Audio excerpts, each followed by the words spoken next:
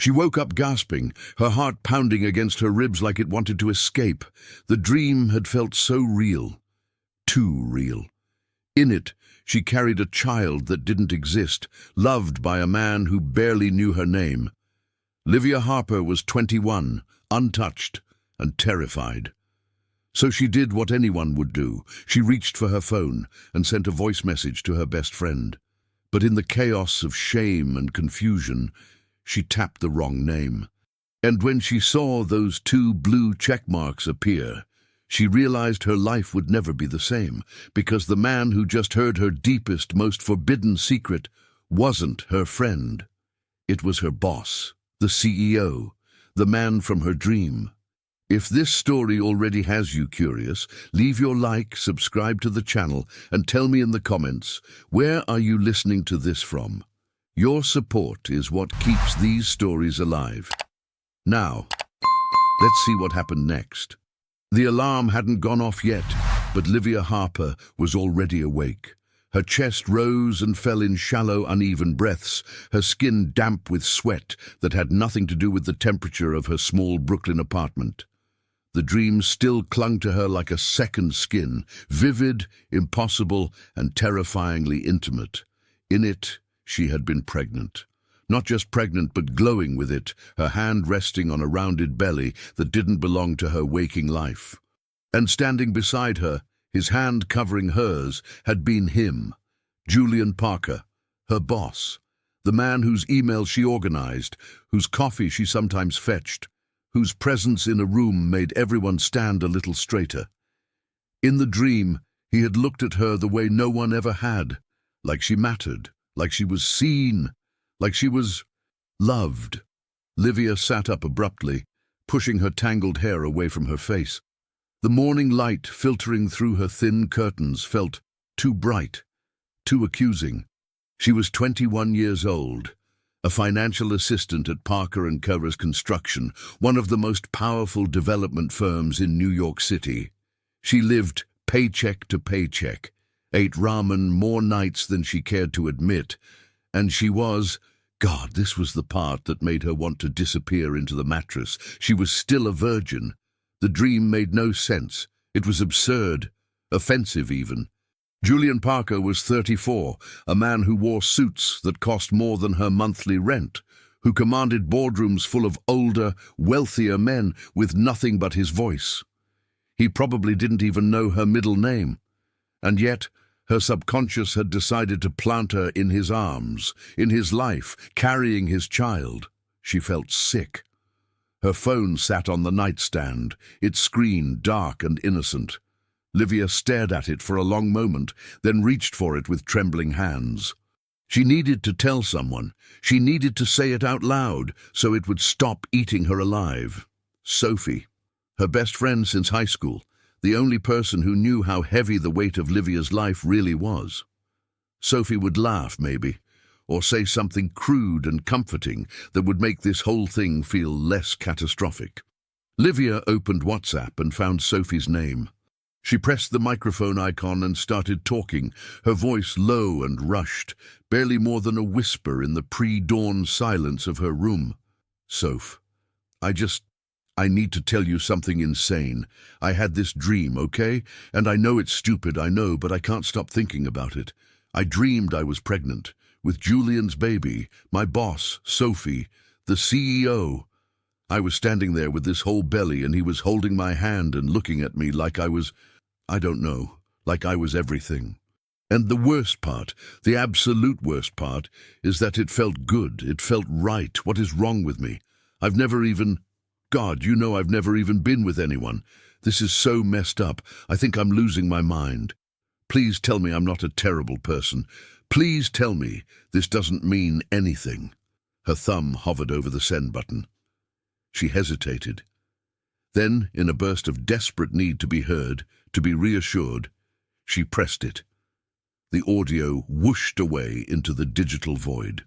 Livia exhaled, feeling the tiniest bit lighter. Sophie would see it when she woke up. She'd text back something ridiculous like, "Girl, dreams don't count as cheating," or "You need to get laid ASAP." They'd laugh about it.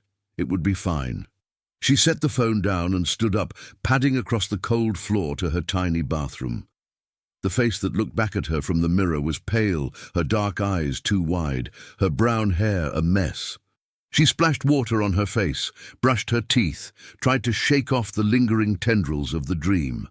By the time she returned to her bedroom to get dressed for work, her phone screen was glowing. 2 blue check marks. Livia's stomach dropped. She picked up the phone, her pulse starting to race. The message had been delivered and read. But Sophie hadn't replied yet, which was strange. Sophie always replied fast, especially to something this juicy. Livia frowned and opened the chat. And then the entire world stopped. The name at the top of the screen wasn't Sophie Miller. It was JP, the contact she'd saved months ago when Julian Parker had texted her about a last-minute schedule change. JP, which she'd thought was clever and professional and discreet. JP, whose number was stored right above Sophie's in her recently contacted list. "No," Livia whispered. "No, no, no, no, no." Her hands started shaking so violently she nearly dropped the phone. The audio message sat there in the chat, a little blue bubble with a timestamp that now felt like a death sentence. 43 seconds. 43 seconds of her pouring out her most humiliating, most private thoughts about him, directly to him. The check marks were blue. He had listened to it. Julian Parker, her boss, the man who controlled her livelihood, who could fire her with a single sentence, had just heard her confess to dreaming about being pregnant with his child. Livia sank onto the edge of her bed, her vision tunneling. This couldn't be happening. This wasn't real. She was still dreaming, still trapped in some nightmare that her brain had conjured up to torture her. But the phone in her hand was solid, the screen glowing, the evidence undeniable. What would he think? That she was obsessed with him? That she was some delusional girl with a crush who couldn't separate fantasy from reality? That she was unprofessional, inappropriate, dangerous? She thought of her mother, Diane Harper, lying in a hospital bed across the river in New Jersey, her body ravaged by an illness that had burned through their savings like wildfire. The treatments were expensive. The bills were suffocating. Livia's job at Parker & Co. was the only thing keeping them afloat. Her salary was modest, but it was steady. It was something.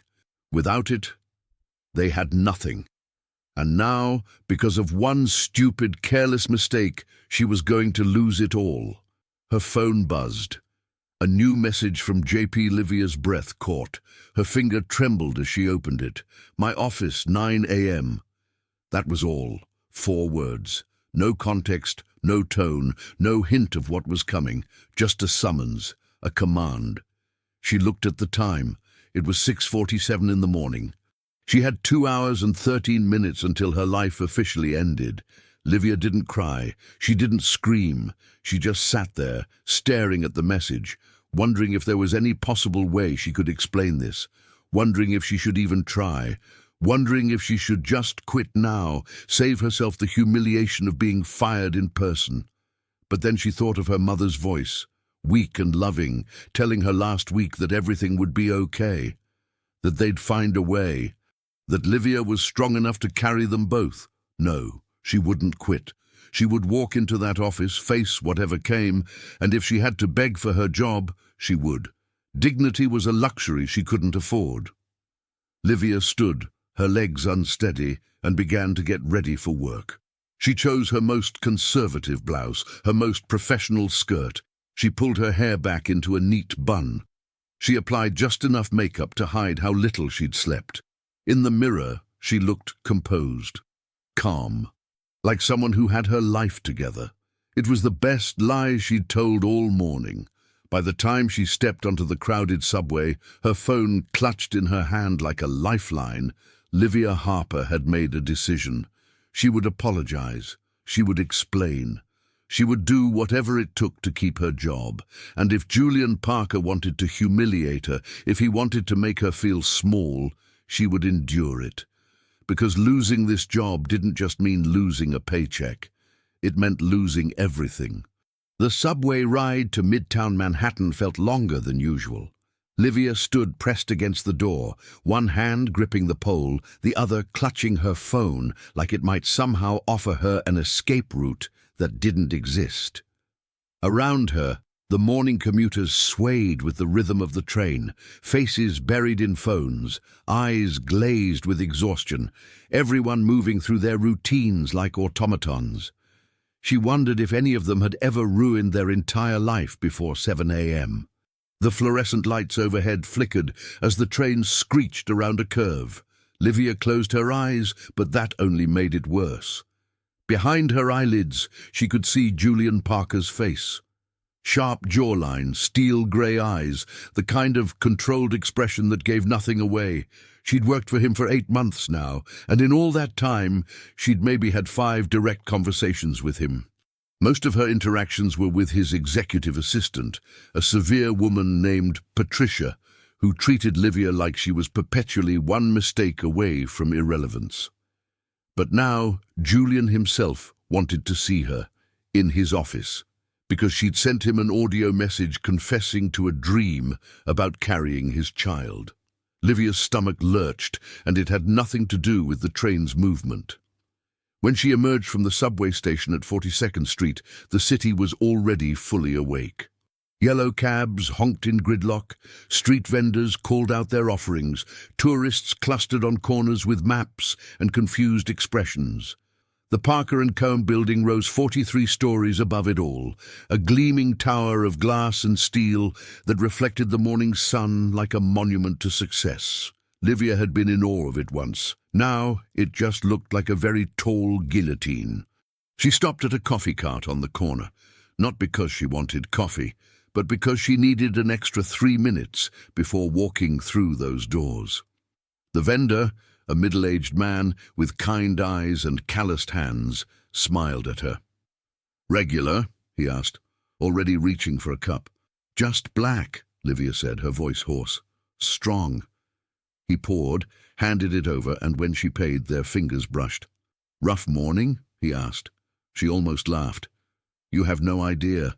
"Whatever it is," he said, "you'll get through it. You look like a fighter." Livia wanted to tell him he was wrong, that she wasn't a fighter, that she was just a girl who kept showing up because she didn't have any other choice. But instead she nodded, took her coffee, and walked toward the building. The lobby was all marble and minimalism, the kind of space designed to make people feel small. Livia swiped her badge at the turnstile and stepped into the elevator, pressing the button for the 37th floor, executive territory. As the doors closed, she caught her reflection in the polished steel. She looked professional, presentable, like someone who hadn't just destroyed her career in a moment of sleep-deprived vulnerability. The elevator rose, and with each passing floor, the weight in Livia's chest grew heavier. She thought about her mother. Diane Harper had been a force of nature once, a woman who worked 2 jobs to raise Livia alone after her father left when she was 6. A woman who never complained, never faltered, who somehow always made sure there was food on the table and school supplies in Livia's backpack. But 3 years ago, the diagnosis had come like a thief in the night. Stage 3 lymphoma. Treatable, the doctors said. But treatment wasn't cheap. Insurance covered some of it. Not enough. Never enough. The medical bills had piled up like snow in a blizzard, suffocating, endless, impossible to clear. Livia had dropped out of college after her sophomore year, putting her dreams of becoming a CPA on indefinite hold. She'd taken the job at Parker & Co. because it paid better than retail, better than waitressing, better than anything else she was qualified for with only 2 years of community college. Every 2 weeks, her paycheck arrived, and every 2 weeks, it disappeared. Rent, groceries, her mother's medications, co-pays, the mountain of debt from the hospital. Livia lived in the margins, in the spaces between surviving and drowning, and she'd been doing it for so long that she'd almost convinced herself it was normal. But it wasn't normal. It was exhausting, it was soul-crushing, and it was about to get so much worse. The elevator dinged. 37th floor. Livia stepped out into a corridor that smelled like expensive cologne and ambition. The walls were lined with architectural renderings of Parker & Co.'s projects. Luxury condos, commercial complexes, entire city blocks reshaped by money and vision. She walked past them, her heels clicking against the polished floor, until she reached the executive suite. Patricia sat at her desk like a guardian dragon, her silver hair pulled into a tight chignon, her expression as warm as a tax audit. When she saw Livia, one perfectly shaped eyebrow rose.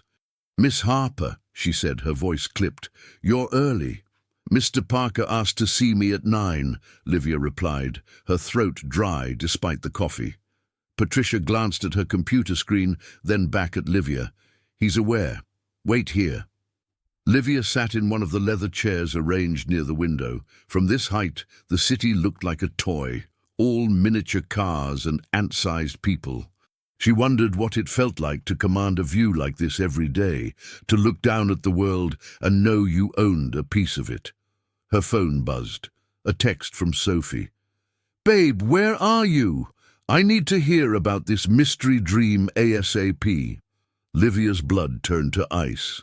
Sophie didn't know. She thought Livia had sent her the audio, just like Livia had intended, which meant that when Sophie checked her messages, she'd see nothing. And Livia would have to explain that she'd accidentally confessed her most humiliating secret to the one person who should never, ever have heard it. She couldn't think about that now. One disaster at a time. At exactly 9 a.m., Patricia's desk phone rang. She answered, listened, then looked at Livia with an expression that might have been pity or might have been contempt. It was hard to tell. "Mr. Parker will see you now." Livia stood. Her legs felt like water. She walked to the double doors at the end of the corridor, the ones that led to Julian Parker's private office, and pushed them open. The space was massive. Floor-to-ceiling windows on two sides flooded the room with natural light. A sleek desk sat at the far end, and behind it, in a chair that looked like a throne, sat Julian Parker. He was looking at his phone. Her audio message was probably still on it. Livia's hands clenched at her sides. She forced herself to step inside, to close the doors behind her, to walk across the expanse of expensive carpet until she stood in front of his desk. He didn't look up, didn't acknowledge her. Just kept scrolling through whatever was on his screen, his expression unreadable. The silence stretched. 10 seconds, 20, 30. Finally, Julian set the phone down and raised his eyes to meet hers.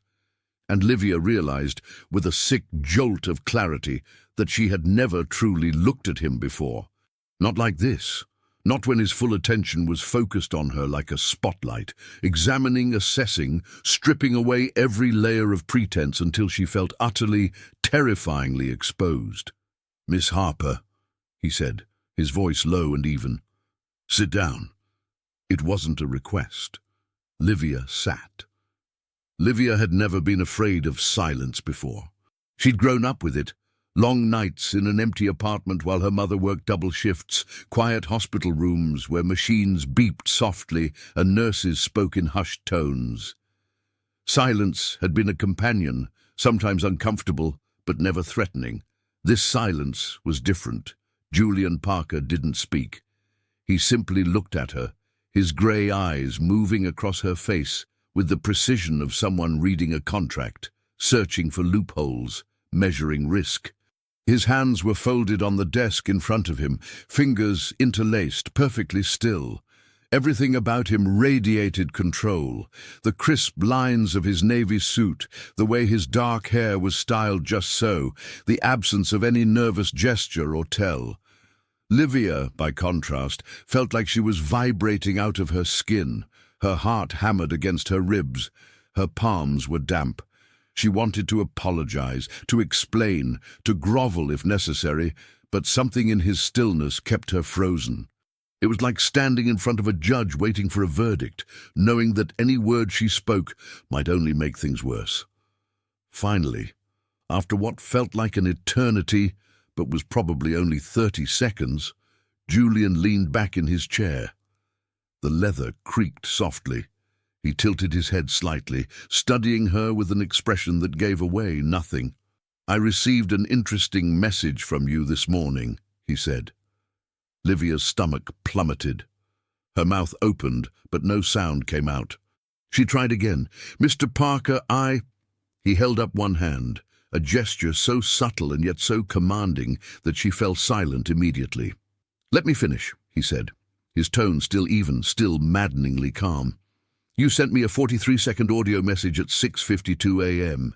In it, you described a dream, a rather personal dream, about me." The way he said it, so matter-of-fact, so clinical, somehow made it worse. Livia felt heat flood her face, crawling up her neck and burning across her cheeks. She wanted to disappear into the chair, to melt into the floor, to cease existing entirely. "I'm so sorry," she managed, her voice barely above a whisper. "It was a mistake. I meant to send it to my friend, and I wasn't thinking clearly. I had just woken up, and I was confused, and I didn't mean for you to hear that. Any of it." Julian's expression didn't change. "But I did hear it. I know, and I'm mortified. I understand if you want me to resign. I'll submit my resignation today if that's what you want. Her voice cracked and she hated herself for it. "Please don't think I'm some kind of stalker or something. It was just a stupid dream. It didn't mean anything." "Didn't it?" The question caught her off guard. Livia blinked, her breath hitching. "What?" Julian leaned forward, resting his forearms on the desk. The movement brought him closer, and for the first time, Livia noticed things she'd never allowed herself to see before. The faint scar above his left eyebrow, the shadow of stubble along his jaw, the way his eyes weren't just grey but flecked with tiny shards of blue, like storm clouds breaking. "You said it felt right," he continued, his voice quieter now, almost contemplative. "That's what you said in the message, that it felt good, that it felt right." Livia wanted to die. "I didn't mean that it's just how dreams are sometimes. They trick you into feeling things that don't make sense." "Do they?" "Yes, I think so, I don't know." She was babbling now, her words tumbling over each other in a desperate attempt to fill the space between them. "Look, I've worked here for 8 months, and I've never been anything but professional. I come in on time, I do my work, I don't cause problems. This was one mistake, one stupid, embarrassing mistake. Please, Mr. Parker, I need this job." There it was, the truth, raw and undeniable. She needed this job. Not wanted, needed. And from the way his eyes sharpened, the way his gaze seemed to pierce right through her carefully constructed walls, she knew he'd heard the desperation in her voice. "Why?" he asked. Livia frowned. "Why what? Why do you need this job?" Julian's tone was still neutral, but there was something beneath it now, something that sounded almost like genuine curiosity. "You're young, you're clearly intelligent. You could work anywhere." She almost laughed. It was such an absurd thing for him to say, so divorced from the reality of her life that it felt like he was speaking a different language. But the laughter died in her throat when she realized he wasn't being condescending. He actually wanted to know. "My mother is sick," she said quietly, looking down at her hands. "She has lymphoma. The treatments are expensive, and we don't have insurance that covers everything. I work here because this job pays more than anything else I'm qualified for. Without it, we can't afford her medications. We can't afford anything."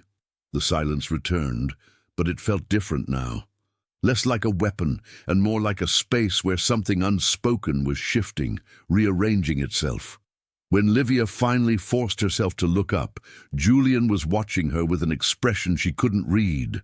It wasn't pity, thank God it wasn't pity, but it wasn't indifference either. It was something else, something complicated. "I'm not going to fire you," he said. Relief crashed over her so suddenly that she felt lightheaded. "You're not?" "No. But the message was the most honest thing anyone has said to me in years.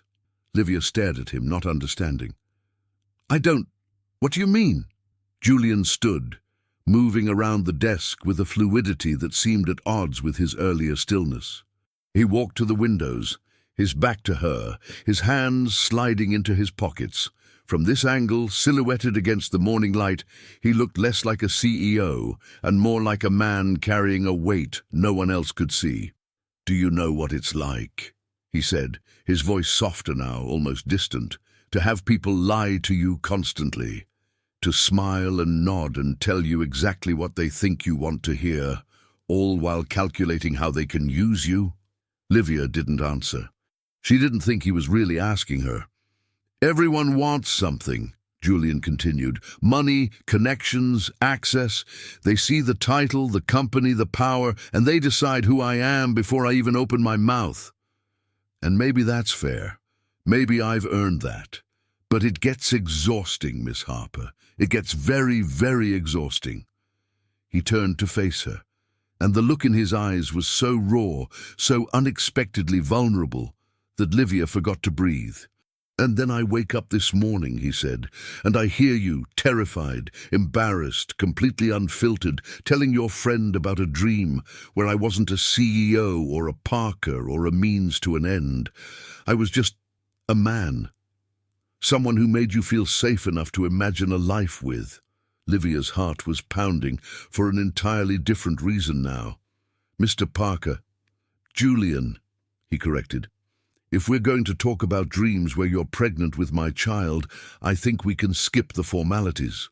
Despite everything, the mortification, the fear, the sheer surreal absurdity of this conversation, Livia felt a laugh bubble up in her throat. It came out as a choked sound, half sob, half giggle. "This is insane." "Yes," Julian agreed, the corner of his mouth twitching in what might have been the beginning of a smile. "It is." He walked back to his desk, but didn't sit. Instead, he leaned against it, his arms crossed, looking at her with an intensity that made her feel like the only person in the world. "I'm not going to fire you," he said again, "but I am going to ask you something, and I need you to think very carefully before you answer." Livia's pulse spiked. "Okay. How far are you willing to go to save your mother?"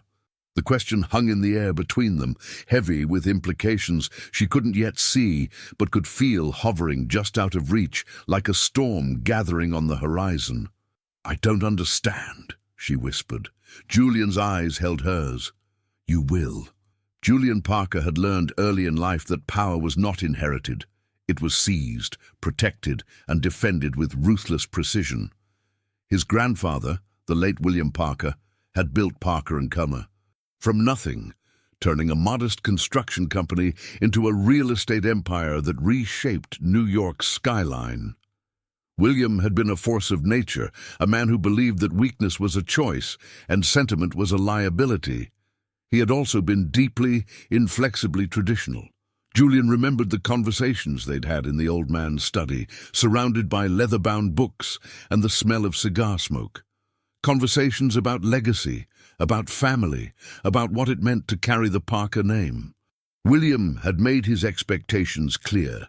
The company would pass to someone who understood responsibility, who demonstrated stability, who proved they could build something lasting, not just in business, but in life.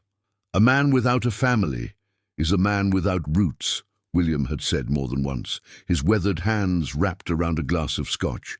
"And a man without roots will blow away in the first strong wind." At the time, Julian had been 19, more interested in proving himself in the boardroom than in finding a wife. He'd nodded, filed the advice away, and focused on learning every aspect of the business. He'd worked longer hours than anyone else, absorbed knowledge like a sponge, made himself indispensable. By the time he was 28, he was running the company. By 30, he'd doubled its value. He'd assumed that would be enough. But William Parker's will had contained a clause that Julian hadn't fully understood until it was too late. A clause that his grandfather had insisted upon, believing it would ensure the company's future stability. Control of Parker & Co. Full, uncontested control would only pass to Julian if he demonstrated personal and professional stability by his 35th birthday. The definition of that stability was specific: a public engagement, a committed relationship, proof that he was building a life, not just a portfolio. Julian had been 34 for 6 months now. He had exactly 6 months left. If he failed to meet the condition, controlling interest in the company would be split between the remaining board members, with his cousin Michael Parker receiving the largest share. Michael, who had spent his entire life coasting on the family name, who treated the business like a personal ATM, who would drive the company into the ground within 5 years. Julian would rather burn the building down himself. He'd tried the conventional route, of course. There had been women, elegant, accomplished women from the right families with the right connections. Vanessa Cole, a corporate lawyer with a pedigree that stretched back to the Mayflower, had seemed like the obvious choice. They'd dated for nearly a year. She understood the world he lived in, the pressures he faced, the image he needed to maintain. But she'd also understood too much. She'd seen the engagement as a business transaction, which it was, but she'd wanted to negotiate terms like a merger agreement, separate residences, discrete arrangements, a marriage on paper with minimal emotional entanglement. Julian had ended it 3 months ago, realizing that he couldn't spend the rest of his life in a relationship that felt more like a hostile takeover than a partnership. Since then, he'd been stuck. Every woman he met either wanted him for his money or was terrified of his reputation. The matchmakers his mother had suggested produced candidates who smiled with too many teeth and talked about charity galas, while mentally calculating the size of the ring they'd demand. Time was running out, and Julian Parker, who had built an empire on his ability to solve impossible problems, had found himself facing a problem with no clear solution. Until this morning.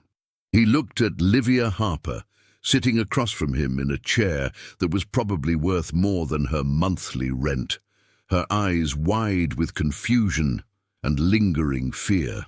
She was nothing like the women he usually encountered in his world. There was no calculation in her expression, no hidden agenda, just raw, exhausted honesty. She'd sent him a message about a dream where she wasn't trying to get something from him, a dream where she simply existed with him, where they were building something together. And that's when the idea had taken shape. "Miss Harper," Julian said, his voice careful, measured, "I need to explain something to you, something that very few people know."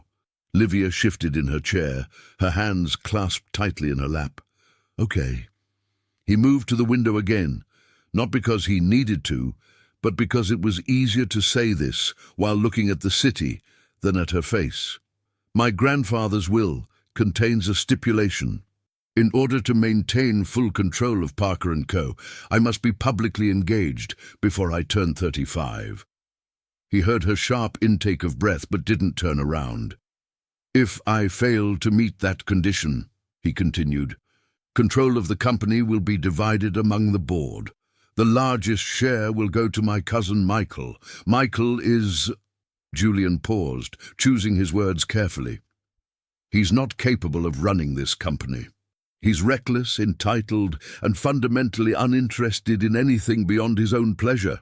If he gains control, everything my grandfather built, everything I've spent the last decade protecting and growing, will be destroyed." "I don't understand," Livia said quietly. "What does this have to do with me?" Julian turned to face her. "I have 6 months. 6 months to find someone willing to play the role of my fiancé. Someone convincing enough to satisfy the board, the media, and most importantly, my family. Someone who can attend events, smile for cameras, and make the world believe that Julian Parker has finally found the stability his grandfather deemed so important." The color drained from Livia's face. "You can't be serious." "I'm completely serious. But you—" You could have anyone. You could find someone, actually from your world, someone who knows how to be in that kind of relationship. I've tried, Julian interrupted, his voice harder now.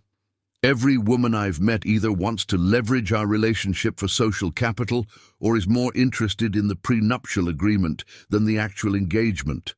I need someone authentic, someone who won't use this as an opportunity to climb or scheme or position themselves for maximum benefit. And you think I'm that person?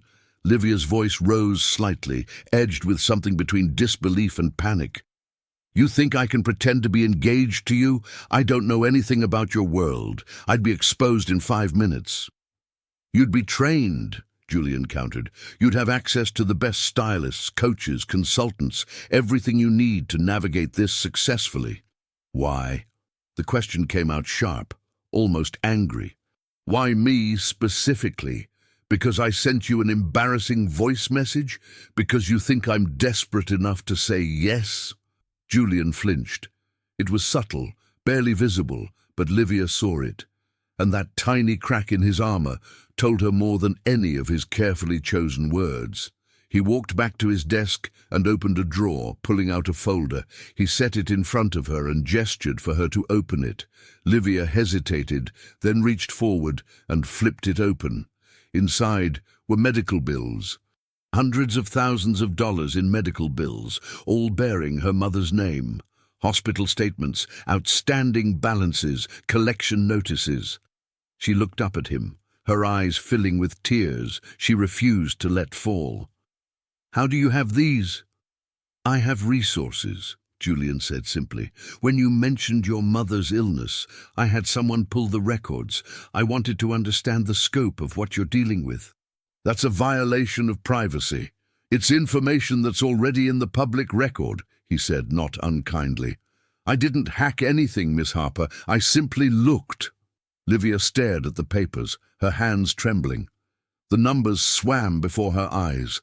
Numbers that represented her mother's life, her pain, their shared desperation.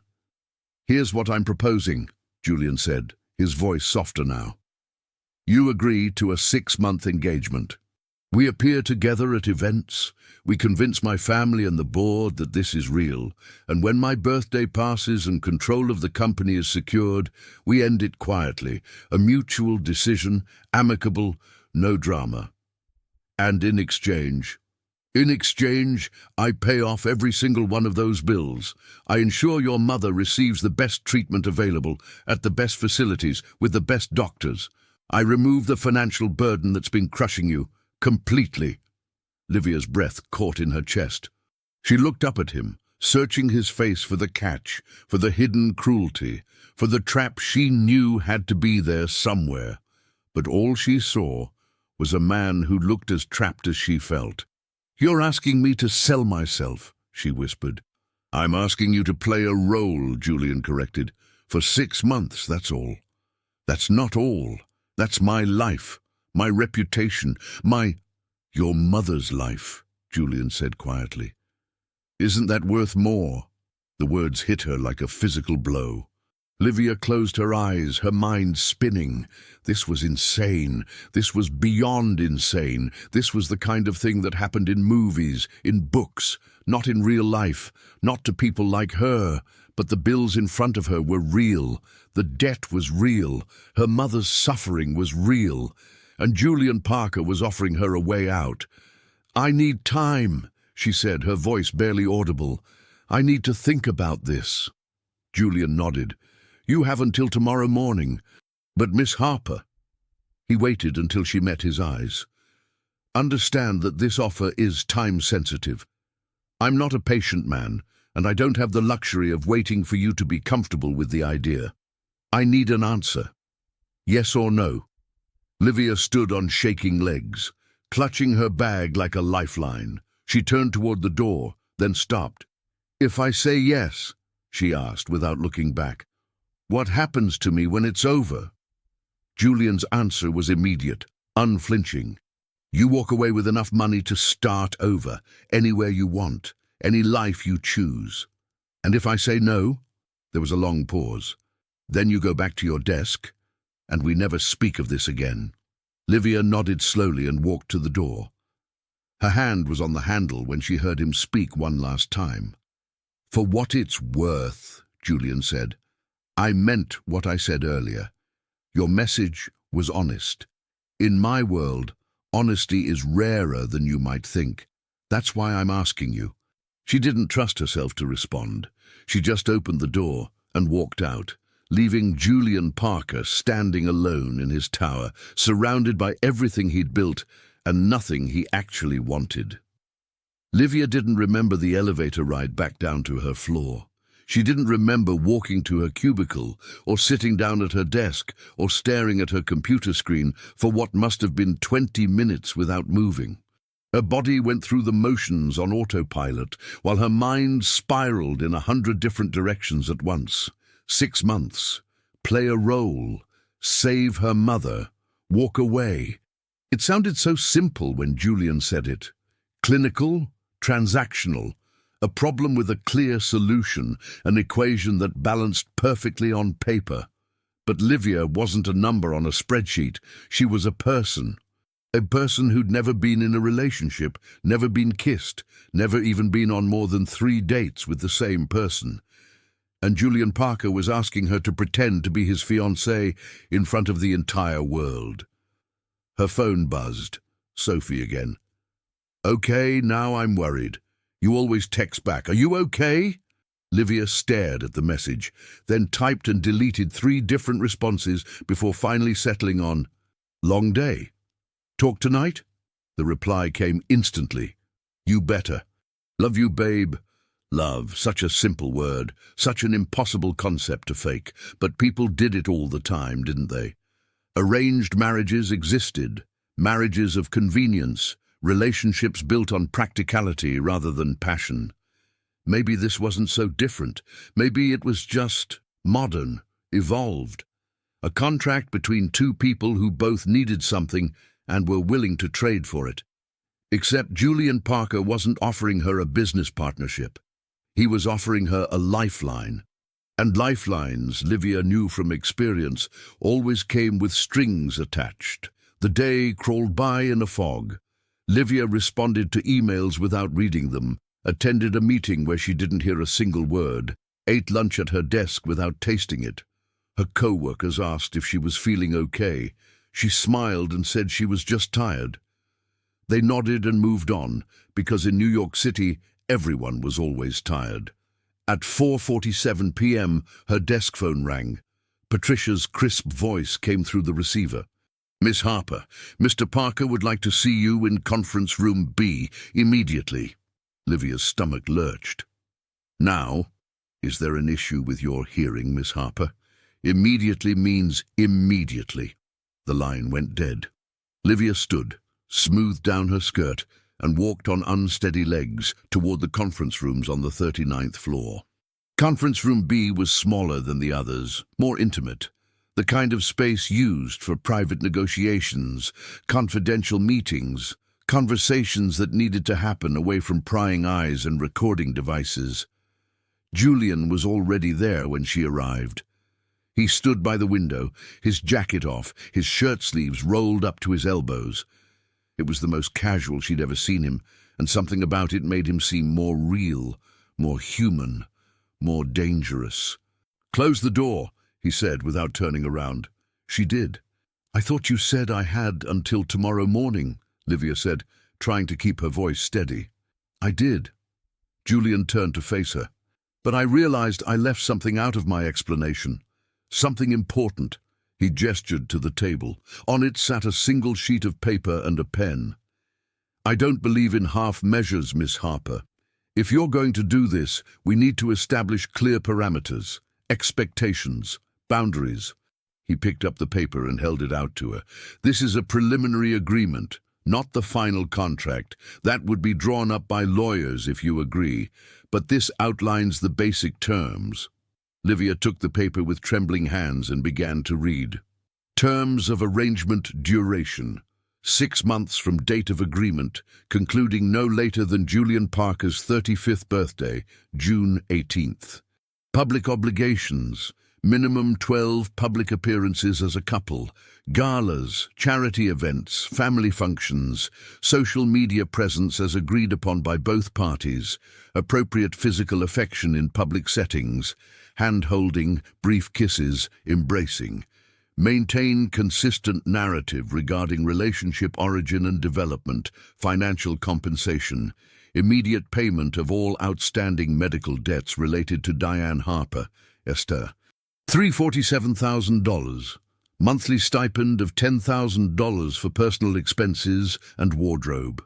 Upon successful completion, lump sum payment of $500,000 private boundaries, separate residences, negotiable for family visits requiring overnight accommodation. No expectation of physical intimacy beyond public appearances. Complete confidentiality regarding the contractual nature of the arrangement. Either party may terminate with 48-hour notice, forfeiting all remaining compensation. Livia read it twice, then a third time. The numbers swam before her eyes.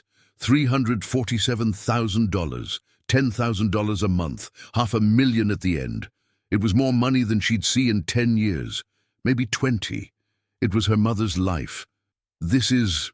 She couldn't finish the sentence, didn't know how to.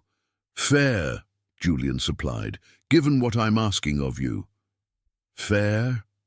Livia looked up at him, something hot and angry rising in her chest. You're asking me to lie to everyone, to pretend to be in love with you, to let people think I'm someone I'm not. I'm asking you to accept compensation for a service rendered, Julian corrected, his voice maddeningly calm. You seem to think there's something immoral about this arrangement. But people marry for money every day, Miss Harper. They marry for status, for security, for citizenship, for 1,000 reasons that have nothing to do with love. At least we're being honest about what this is. Honest? Livia's laugh was sharp, brittle. There's nothing honest about this. Isn't there? Julian moved closer, and Livia found herself taking an involuntary step back, her hip hitting the edge of the table. You need money to save your mother. I need a fiancé to save my company. We're both desperate, we're both out of options. The only difference is that I'm willing to name it for what it is, instead of dressing it up in sentiment. And what is it? Livia challenged, meeting his eyes even though her heart was racing. What do you call a relationship where two people pretend to care about each other for money? A transaction, Julian said simply. A transaction between two adults who both benefit. You get to save your mother's life. I get to protect my grandfather's legacy. No one gets hurt. You don't know that. I do, because we're going to establish rules, clear boundaries that neither of us will cross. He reached past her, close enough that she could smell his cologne, something subtle and expensive, and tapped the paper. No physical intimacy beyond what's necessary for appearances. Separate lives behind closed doors. This is a business arrangement, Miss Harper, nothing more. Livia looked down at the paper again, at the numbers that represented her mother's survival, at the words that would dictate the next 6 months of her life. Why does it have to be me? She asked quietly. Really? I know what you said this morning, but there have to be other options, other women who jump at this opportunity. Julian was quiet for a long moment. When he spoke, his voice was softer, almost reluctant. Because you dreamed about me and it scared you, he said. Because you didn't see an opportunity. You saw a problem. Because when you talk about needing this job, you're not thinking about designer handbags or Caribbean vacations. You're thinking about your mother's next round of treatment. He paused. Because you're the first person in years who's looked at me and seen a man instead of a bank account. The honesty in his words caught Livia off guard. She'd expected calculation, strategy, cold logic. But this was something else, something raw. What if I can't do it? She whispered. What if I'm terrible at this? What if everyone sees right through me? Then I'll teach you. Julian's eyes held hers. I'll teach you how to stand, how to speak, how to navigate my world. You'll have the best of everything, stylists, coaches, whatever you need to be convincing. You make it sound like a makeover montage in a movie. Maybe it is. A ghost of a smile touched his lips. Would that be so terrible? Livia wanted to say yes, wanted to tell him that yes, it would be terrible, that she wasn't for sale, that dignity mattered more than money.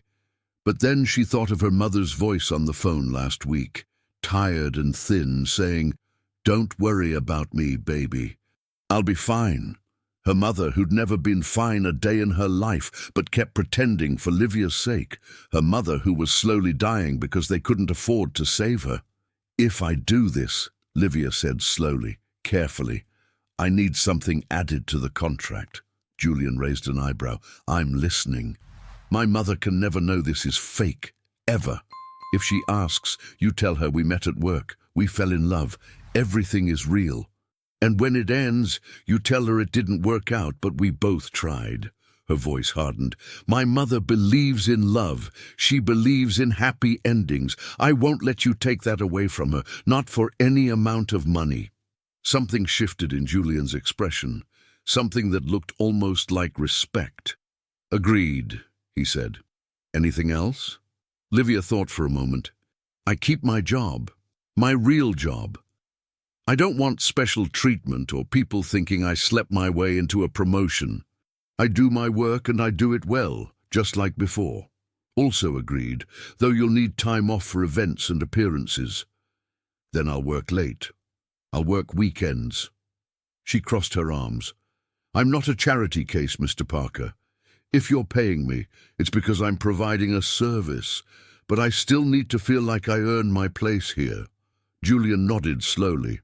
"You're more stubborn than you look. You have no idea."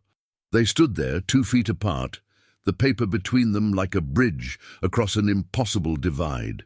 Outside the windows, the sun was beginning to set, painting the city in shades of gold and shadow. "I need to talk to my mother first," Livia said finally. "Not about the contract. I'll keep that secret like you want, but I need to see her.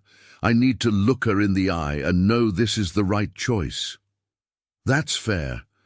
And I need you to promise me something." Livia's voice dropped. "Promise me that when this is over, when you have your company and I have my money and we go our separate ways, you won't regret asking me. You won't look back and wish you'd found someone else." Julian held her gaze for a long moment. Then he extended his hand. "I promise." Livia looked at his hand, strong, steady, offering her everything she needed and nothing she wanted. She thought about all the ways this could go wrong, all the ways she could lose herself in a world she didn't understand, playing a role she'd never auditioned for. But she also thought about her mother's smile, about medical bills stamped paid in full, about a future where fear didn't dictate every decision. She reached out and shook his hand. His grip was warm, firm, and when their palms connected, Livia felt a shock run through her that had nothing to do with static electricity and everything to do with the terrifying realization that she'd just agreed to something she might never be able to undo. "Tomorrow morning," Julian said, releasing her hand. 9 a.m. We'll meet with the lawyers and make this official." Livia nodded, not trusting her voice. She turned to leave, but his voice stopped her at the door. "Miss Harper?" She looked back. "Thank you," he said quietly, "for taking the chance." Livia didn't respond. She just walked out, leaving Julian Parker alone in the conference room, wondering if he'd just made the smartest decision of his life or the biggest mistake. The coffee shop Julian chose was the kind of place Livia had walked past 1,000 times but never entered. It sat on a quiet corner in Tribeca, with floor-to-ceiling windows, minimalist decor, and a clientele that looked like they'd stepped out of a fashion magazine. The coffee probably cost more than her lunch budget for a week. She arrived 10 minutes early, her stomach in knots, wearing the same navy dress she'd worn to her interview 8 months ago. The nicest thing she owned. Julian was already there, seated at a corner table away from the windows, 2 lawyers flanking him like sentries. He stood when he saw her, a gesture of courtesy that felt strangely formal, given what they were about to do. "Miss Harper," he said, "please sit." One of the lawyers, a woman in her 50s with steel-grey hair and an expression that suggested she'd seen everything and been impressed by none of it, gestured to the chair across from Julian. "I'm Rebecca Thornton, Mr. Parker's attorney. This is James Chen, who will be witnessing the agreement." Livia sat, her hands clasped tightly in her lap. On the table sat a leather folder, closed, innocent-looking. Inside it was a contract that would define the next 6 months of her life. "Would you like coffee?" Julian asked. "Something to eat?" "Just water, please." He signaled to a server, who appeared instantly with a glass of sparkling water and a small plate of pastries that Livia knew she wouldn't touch. Her throat felt too tight to swallow anything. Rebecca opened the folder and slid a thick document across the table. "This is the formal contract, based on the terms Mr. Parker outlined yesterday. I'd like to walk you through each section to ensure you understand what you're agreeing to." For the next 45 minutes, Rebecca dissected the contract with surgical precision. The duration, the public obligations, galas, charity events, family dinners, a weekend trip to the Parker family estate in Hudson Valley. The financial arrangements now formally detailed down to the penny. The confidentiality clause, which came with penalties so severe that Livia felt nauseous reading them. Section 7 addresses physical boundaries, Rebecca continued, her tone never wavering. "In public settings, you're expected to present as an affectionate couple. This includes hand-holding, brief kisses, embracing, and other displays of romantic affection as contextually appropriate. In private, unless circumstances require otherwise, such as family visits where separate rooms would raise suspicion, you will maintain separate residences and separate lives." Livia's cheeks burned. The clinical nature of it made it somehow worse. They were literally contracting for fake kisses, scheduling intimacy like business meetings. "Section 8, Rebecca went on, covers the narrative. You met at a company event 3 months ago. The relationship developed slowly. Mr. Parker was initially reluctant to pursue anything, given the professional dynamic, but mutual feelings proved impossible to ignore. You'll need to memorize this timeline and be consistent in all public statements." 3 months ago, Livia repeated, "but I've worked there for 8 months. People will know we didn't start dating then." "Which is why the narrative specifies that you kept it quiet," Julian interjected. "We were discreet, professional. We didn't want to invite gossip or complications. But now we're so in love we're engaged." "Now," Julian said evenly, "we've decided that hiding is pointless, that what we have is worth the risk." The lie was smooth, polished, perfect. It probably was worth the risk, just not in the way anyone would assume. "Section 9 addresses termination," Rebecca continued. "Either party may exit the agreement with 48 hours' notice. However, early termination forfeits all remaining compensation. Medical debts already paid will not be reclaimed, but the completion bonus and monthly stipend cease immediately." Livia's head was spinning. Clauses and subclauses and contingencies for scenarios she couldn't even imagine. This wasn't a relationship. It was a legal document with her signature at the bottom, binding her to a performance she'd never rehearsed. "Do you have any questions?" Rebecca asked, her pen poised over a notepad. Livia had 1,000 questions. She had questions that kept her awake at 3 in the morning, questions that made her doubt everything, questions that had no good answers. But looking at Rebecca's impassive face and James Chen's bored expression and Julian's carefully controlled features, she realized that none of those questions mattered here. "What happens if I fall in love with someone else?" she asked suddenly. "During the 6 months? What if I meet someone?" The table went silent. Rebecca and James exchanged a glance. Julian's expression didn't change, but something flickered in his eyes, surprise maybe, or calculation. "That would be inadvisable," Rebecca said carefully. "Any romantic entanglement outside this arrangement would complicate the narrative and potentially expose the contractual nature of the engagement." "So I'm not allowed to date," Livia clarified. "For 6 months, I'm exclusively committed to a relationship that isn't real." "You're committed to maintaining the appearance of exclusivity," Julian corrected. "What you do in private, as long as it doesn't become public knowledge, is your business." "That's not how relationships work," Livia said, her voice sharper than she intended. "You can't compartmentalize feelings. You can't just decide when you're allowed to care about someone." "You can if you're being paid $500,000, Rebecca replied coolly. The words hung in the air like a slap. Livia felt something hot and angry rise in her chest, but before she could respond, Julian spoke. "Rebecca, give us a moment." The attorney looked like she wanted to argue, but something in Julian's tone stopped her. She stood, gestured to James, and the two of them moved to a table across the cafe, far enough to give the illusion of privacy. Julian leaned forward, his forearms resting on the table. "Talk to me." "About what?" "About what's really bothering you." "Because I don't think it's the possibility of meeting someone else. I think it's something deeper." Livia looked away, focusing on the pastries she hadn't touched, the water she hadn't drunk. "I've never lied to my mother before," she said quietly. "Not about anything important. And now I'm going to look her in the eye and tell her I'm engaged to someone I barely know. Someone I'm only with because he's paying me. And she's going to be so happy. She's going to think her daughter finally found love, and it's all going to be fake." Julian was quiet for a moment. "Your mother is dying, Livia." The use of her first name startled her. He'd never used it before. It sounded strange in his mouth, intimate and wrong all at once. "I know that," she whispered. "Then ask yourself what matters more.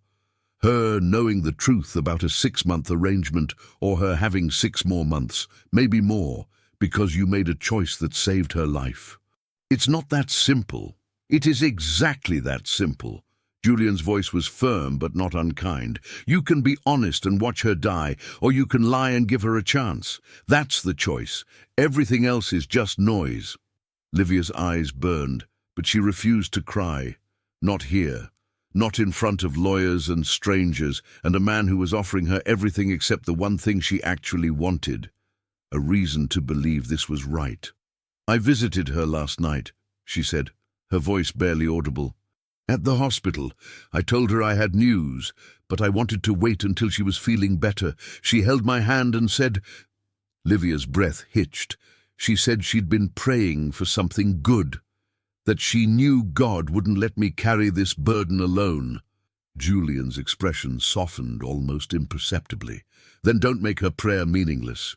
"Is that what you think God does? Answer prayers with contracts and conditions? I think God, or the universe, or whatever you believe in, puts opportunities in front of us. What we do with them is up to us." Livia finally looked at him, really looked at him. In the soft morning light filtering through the cafe windows, Julian Parker looked less like a CEO and more like a man who'd been carrying his own burdens for too long. There were shadows under his eyes, a tightness around his mouth that spoke of sleepless nights and choices made in the dark. "When this is over," she asked, "when we go our separate ways, and you have your company, and I have my money, will you regret it? Will you wish you'd done something different?" "I never regret decisions I make with full information," Julian replied. "I might regret the circumstances that forced the decision, but not the decision itself." "That's not an answer." "So it's the only answer I have." Livia reached for the water glass, took a sip, let the bubbles sting her throat.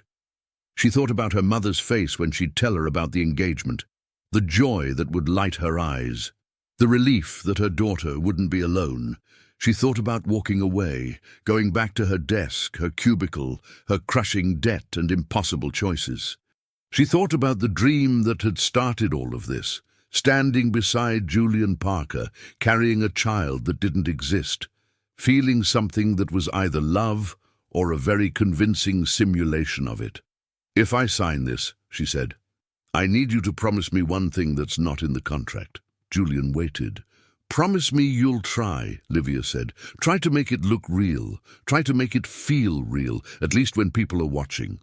Because if we're going to lie to everyone I love, we're going to do it well enough that they never doubt it. Not for a second." Julian held her gaze for a long moment. Then he extended his hand across the table. "I promise." This time, when Livia shook his hand, it felt less like a greeting and more like a covenant, a pact made between two people who were about to step off a cliff together, hoping one of them had a parachute. Rebecca and James returned to the table. The contract was laid out. 3 copies, one for Julian, one for Livia, one for the firm's records. Rebecca pointed to the signature line on the last page. "If you're ready, Miss Harper." Livia picked up the pen. It was heavy, expensive, the kind of pen that probably cost more than her weekly grocery budget. Her hand trembled slightly as she pressed it to the paper. She thought about her mother, about medical bills, stamped "paid in full," about a future that didn't include bankruptcy and despair. She signed her name. Julian signed beneath hers, his handwriting bold and confident. Rebecca and James witnessed. Copies were distributed. Just like that, it was done. "Congratulations," Rebecca said dryly. "You're engaged." The word felt like a stone in Livia's chest. Julian stood, buttoning his jacket. "I'll have Patricia coordinate your schedule for the week. We have our first public appearance Friday night, a charity gala at the plaza. My stylist will reach out this afternoon to discuss wardrobe." "Okay," Livia said, because what else was there to say? "And Livia?" He waited until she looked up. "Welcome to the family." There was something in his voice, something that might have been humor or might have been warning. Livia couldn't tell which. She walked out of that cafe an engaged woman, committed to a man she barely knew, bound by a contract instead of love. And somewhere deep in her chest, beneath the fear and the guilt and the crushing weight of what she'd just done, was a small, traitorous voice asking a question she absolutely could not afford to answer. What if this becomes real? The boutique occupied 3 floors of a converted brownstone in Soho, the kind of place that didn't advertise because it didn't need to. If you knew about it, you belonged. If you didn't, you never would. Livia stood on the sidewalk outside, staring at the unmarked door with its polished brass handle, feeling like an imposter before she'd even crossed the threshold. Julian had texted her the address that morning with a simple instruction: be there at 2 p.m. Ask for Margot. She was 5 minutes early and seriously considering being 5 minutes late. Or 5 hours late. Or never showing up at all. But the contract was signed. The first payment had already been made. She'd checked her bank account that morning and nearly fainted at the numbers staring back at her. Her mother's medical debts gone, vanished, replaced by a balance that would cover her rent for the next 6 months without her even touching her salary. The money was real, which meant this had to be real too. Livia pushed open the door. Inside was a world she'd only seen in magazines. Cream-colored walls, hardwood floors that gleamed like honey, racks of clothing that looked more like art installations than merchandise. A crystal chandelier cast soft light over everything, making the space feel less like a store and more like someone's very wealthy, very tasteful living room. A woman appeared from behind a silk curtain. She was perhaps 60, impossibly elegant in head-to-toe black. Her silver hair swept into a chignon that probably required architectural skills to achieve. Her eyes, sharp, assessing, kind, swept over Livia in a single glance that felt like an X-ray. "Livia Harper," she said. It wasn't a question. "Yes, I'm looking for Margot." "You found her." The woman smiled, and it transformed her entire face from intimidating to warm. "Julian called, told me you'd be nervous, told me to be gentle." She tilted her head. "He was right about the nervous part. We'll see about the gentle." Despite everything, Livia felt a smile tug at her lips. "I've never done anything like this before. Obviously." Margot circled her slowly, the way a sculptor might examine a block of marble. "That dress is doing you no favors. Those shoes are a crime against feet. And your hair." She made a sound that was half sigh, half prayer. "We have work to do."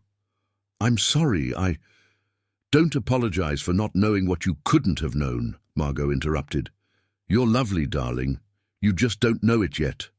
That's what I'm here for." She gestured toward the back of the boutique. "Come, we'll start with the bones and build from there." Livia followed her through the curtain into a private fitting room that was larger than her entire apartment. Mirrors covered 2 walls.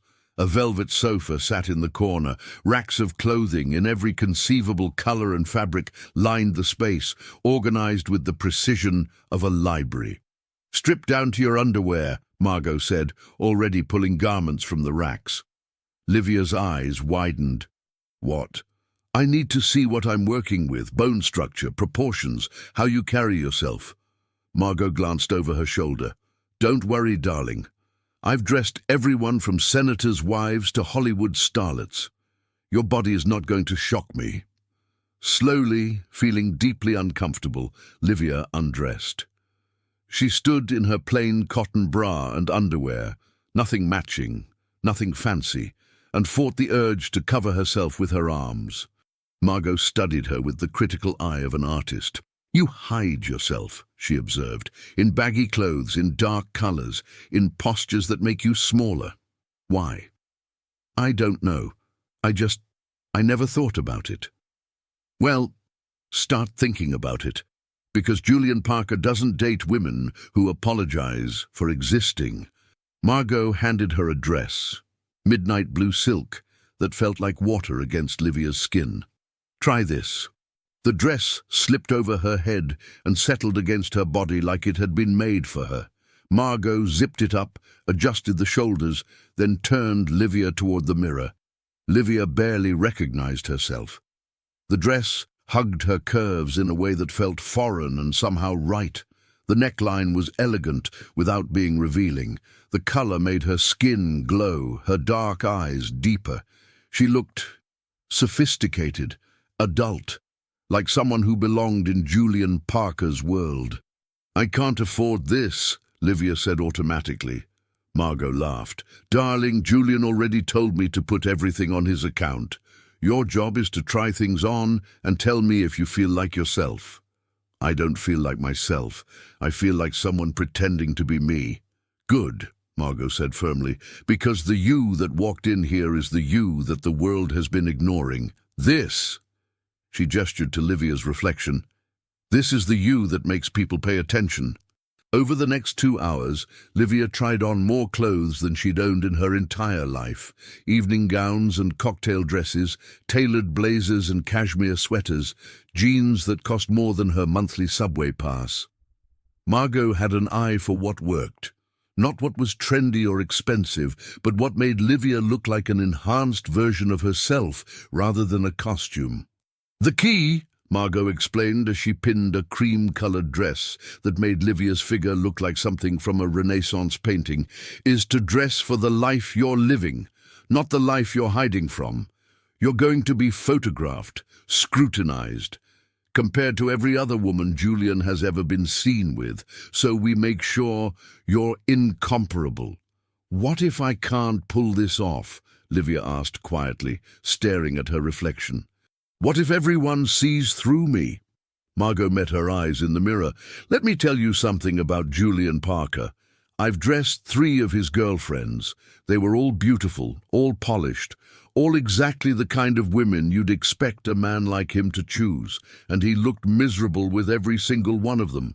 I don't understand what that has to do with—" "When he called to set up this appointment," Margot continued, "he didn't tell me what to put you in. He didn't give me a list of designers or styles or colors. You know what he said? Livia shook her head. He said, "Make her look like herself. Just more. That's all. More of who she already is." Margot's smile was knowing. "In 20 years of dressing powerful men's girlfriends, I've never heard one of them say that." Something stirred in Livia's chest, something that felt dangerously close to hope. The door to the boutique opened. Margot glanced toward the front. "That'll be him. Right on time." "Julian's here," Livia's voice pitched up. "Now?" "He wanted to see the selections, make sure we were on the right track." Margot called out, "We're in the back, Julian." Footsteps approached. Livia suddenly felt intensely self-aware, standing there in a dress that cost more than her car, or would have if she owned a car, about to be evaluated like a show horse. Julian appeared in the doorway. He stopped. For 3 full seconds, he just looked at her. His expression was unreadable, his grey eyes tracking over the dress, her face, the way her hair fell over one shoulder. Livia felt her cheeks heat under his scrutiny. "Well," Margot asked, crossing her arms, "what do you think?" Julian's answer was slow, deliberate. "I think the board won't know what hit them." It wasn't exactly a compliment. It was more like an assessment, a statement of strategic advantage. But something in the way he said it, something in the way his eyes lingered just a fraction of a second longer than necessary, made Livia's pulse quicken. "Try the black one," he said to Margot, though his gaze never left Livia. "The one with the back." Margot disappeared into the racks, leaving Livia and Julian alone in the fitting room. The mirrors multiplied their reflections, creating an army of couples standing too close and too far apart all at once. "You didn't have to come," Livia said, her voice quieter than she intended. "Yes, I did." Julian moved closer, just a step, but it changed the entire geometry of the room. "We're going to be seen together, Livia. Often. I need to make sure you look like someone I would choose." The words should have stung, but his tone was matter-of-fact, rather than cruel. He was right. This was part of the arrangement, part of the performance. "And do I?" she asked. "Look like someone you would choose?" Julian's eyes met hers in the mirror. For a moment, something flickered across his face, something raw and unguarded that disappeared so quickly she might have imagined it. "Yes," he said simply. "You do." Margot returned with a black dress that made Livia's breath catch. It was elegant, sophisticated, with a neckline that dipped low in the back, revealing skin Livia usually kept hidden. She took it behind the changing screen, slipped it on, and when she emerged, both Margot and Julian went quiet. "Oh," Margot breathed. "Oh, that's the one." Julian said nothing. He just stared, his jaw tight, his hands sliding into his pockets in what Livia was beginning to recognize as his tell, the gesture he made when he was exercising control. "For the gala," he said finally, his voice rougher than before. "Friday night. This one." Margot nodded, already making notes. "I'll have it tailored and delivered to your apartment by Thursday." "My apartment?" Livia asked. "Where else would I send it?" Margot's smile was sly. "Unless you'd prefer I deliver it to Julian's place? Start practicing for those family visits that require overnight accommodations?" Livia's face flamed. "My apartment is fine." Julian checked his watch. "I have a meeting in 20 minutes. Margot, put together a full wardrobe, everything she'll need for the next 6 months. Casual, business, formal, shoes, accessories, the works." "That's going to be expensive," Livia protested. "That's the point." Julian met her eyes. "You're going to be my fiancée, Livia. Act like it." He left without another word, the door closing behind him with a soft click that felt far too loud in the sudden silence. Margot watched him go, then turned to Livia with a thoughtful expression. "You know what's interesting?" "What?" "In all the times I've dressed women for Julian Parker, he's never once come to an appointment. Never cared what they wore as long as it was appropriate. But today," she gestured toward the door, "today he cleared his schedule, Today he came to look at you in dresses. Today he forgot to maintain that perfect poker face when you walked out in black. It's just part of the arrangement, Livia said, but her voice lacked conviction. He needs me to look the part. Darling, Margot said gently, I've been in this business long enough to know the difference between a man checking off a requirement and a man who can't look away. Julian Parker just did the latter. Livia wanted to argue, wanted to remind Margot and herself that this was a contract, a transaction, a 6-month performance with a clear expiration date.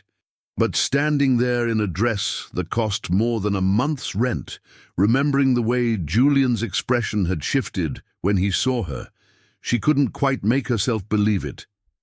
As Margot continued pulling pieces, chattering about hemlines and accessories and the perfect shade of lipstick for Livia's skin tone, one thought kept circling in Livia's mind. This was supposed to be simple. Fake an engagement, save her mother, walk away. No complications, no feelings. So why did her reflection in that mirror look less like someone playing a role and more like someone discovering who she might actually be? And why did the memory of Julian's eyes on her feel less like evaluation and more like something she absolutely should not want him to do again?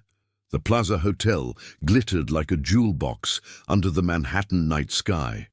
Limousines lined the circular drive, depositing women in designer gowns and men in perfect tuxedos onto the red carpet that stretched from curb to entrance. Photographers clustered behind velvet ropes, cameras flashing like lightning, calling out names that Livia recognized from tabloids and society pages. She sat in the back of Julian's town car, her hands clasped so tightly in her lap that her knuckles had gone white.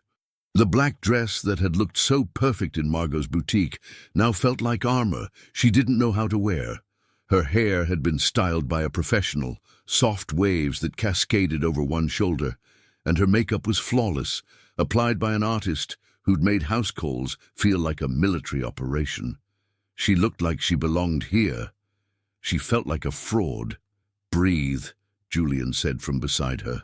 He looked devastating in his tuxedo, the kind of effortlessly elegant that came from a lifetime of these events. "You're going to be fine. You don't know that." "I do, actually." He reached over and gently unclenched her hands, threading his fingers through hers. The touch was warm, steady, grounding. "We're going to walk in together. You're going to smile. You're going to let me introduce you to people whose names you won't remember. And in 2 hours we'll leave and you'll have survived your first society event. What if I say something wrong? What if I use the wrong fork or Livia?" Julian's voice was firm but not unkind. "These people are not smarter than you. They're not better than you. They just have more money and more practice pretending they're important.